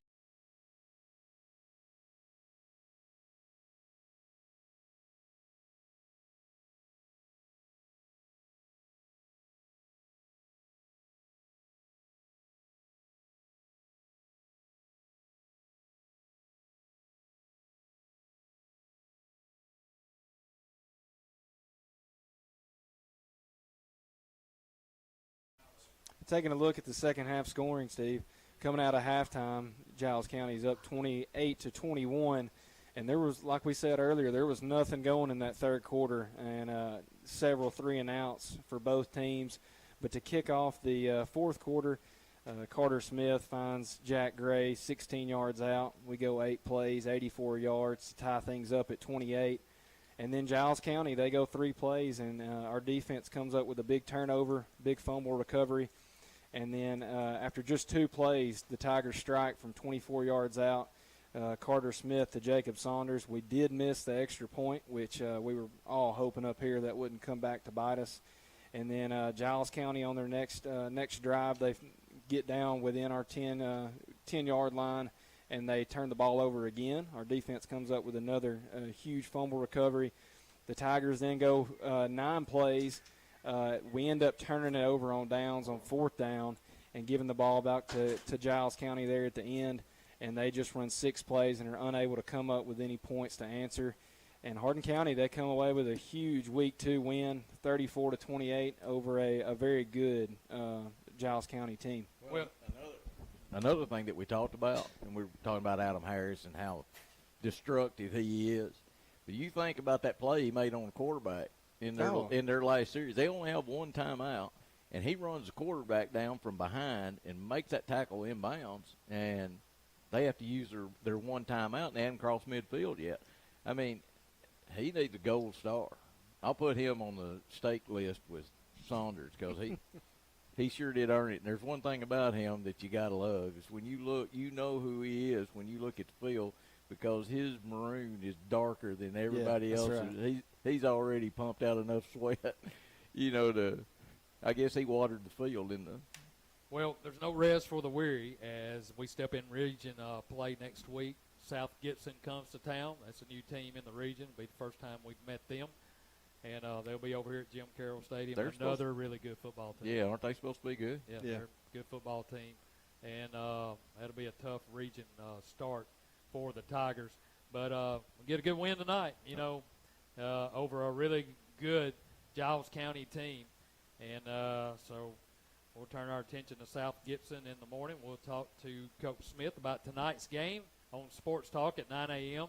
Coach to Coach at 8 a.m. Me and Kirk and Kendall will be in there, and we'll get his perspective on tonight. And what's ahead for the Tigers next week is we'll be right back here at Jim Carroll Stadium for South Gibson. So Tigers win it 34-28, get a big win. Any final words from you guys? No, we didn't really know what to expect coming in the game other than we knew this team had experience and that they were well coached, and you could see all that, and we were able to overcome. We were one play better than they were. Well, I mean, of course, you look at the injuries. Got a few guys that are a little bit banged up. Hope they can get well. I guess the biggest positive tonight is our conditioning paid off because I don't think I saw anybody go down with any cramping. So that's a great thing. But, no, back to the drawing board. All right. That'll do it for us here at Jim Carroll Stadium. Tigers get a big win, 34-28 for Clark at the station. Kendall, Kurt, and Brett on the camera. I'm Steve Carnell saying so long, Tiger fans. See you in the morning at 9 a.m. for Sports Talk right here on 93.5 FM.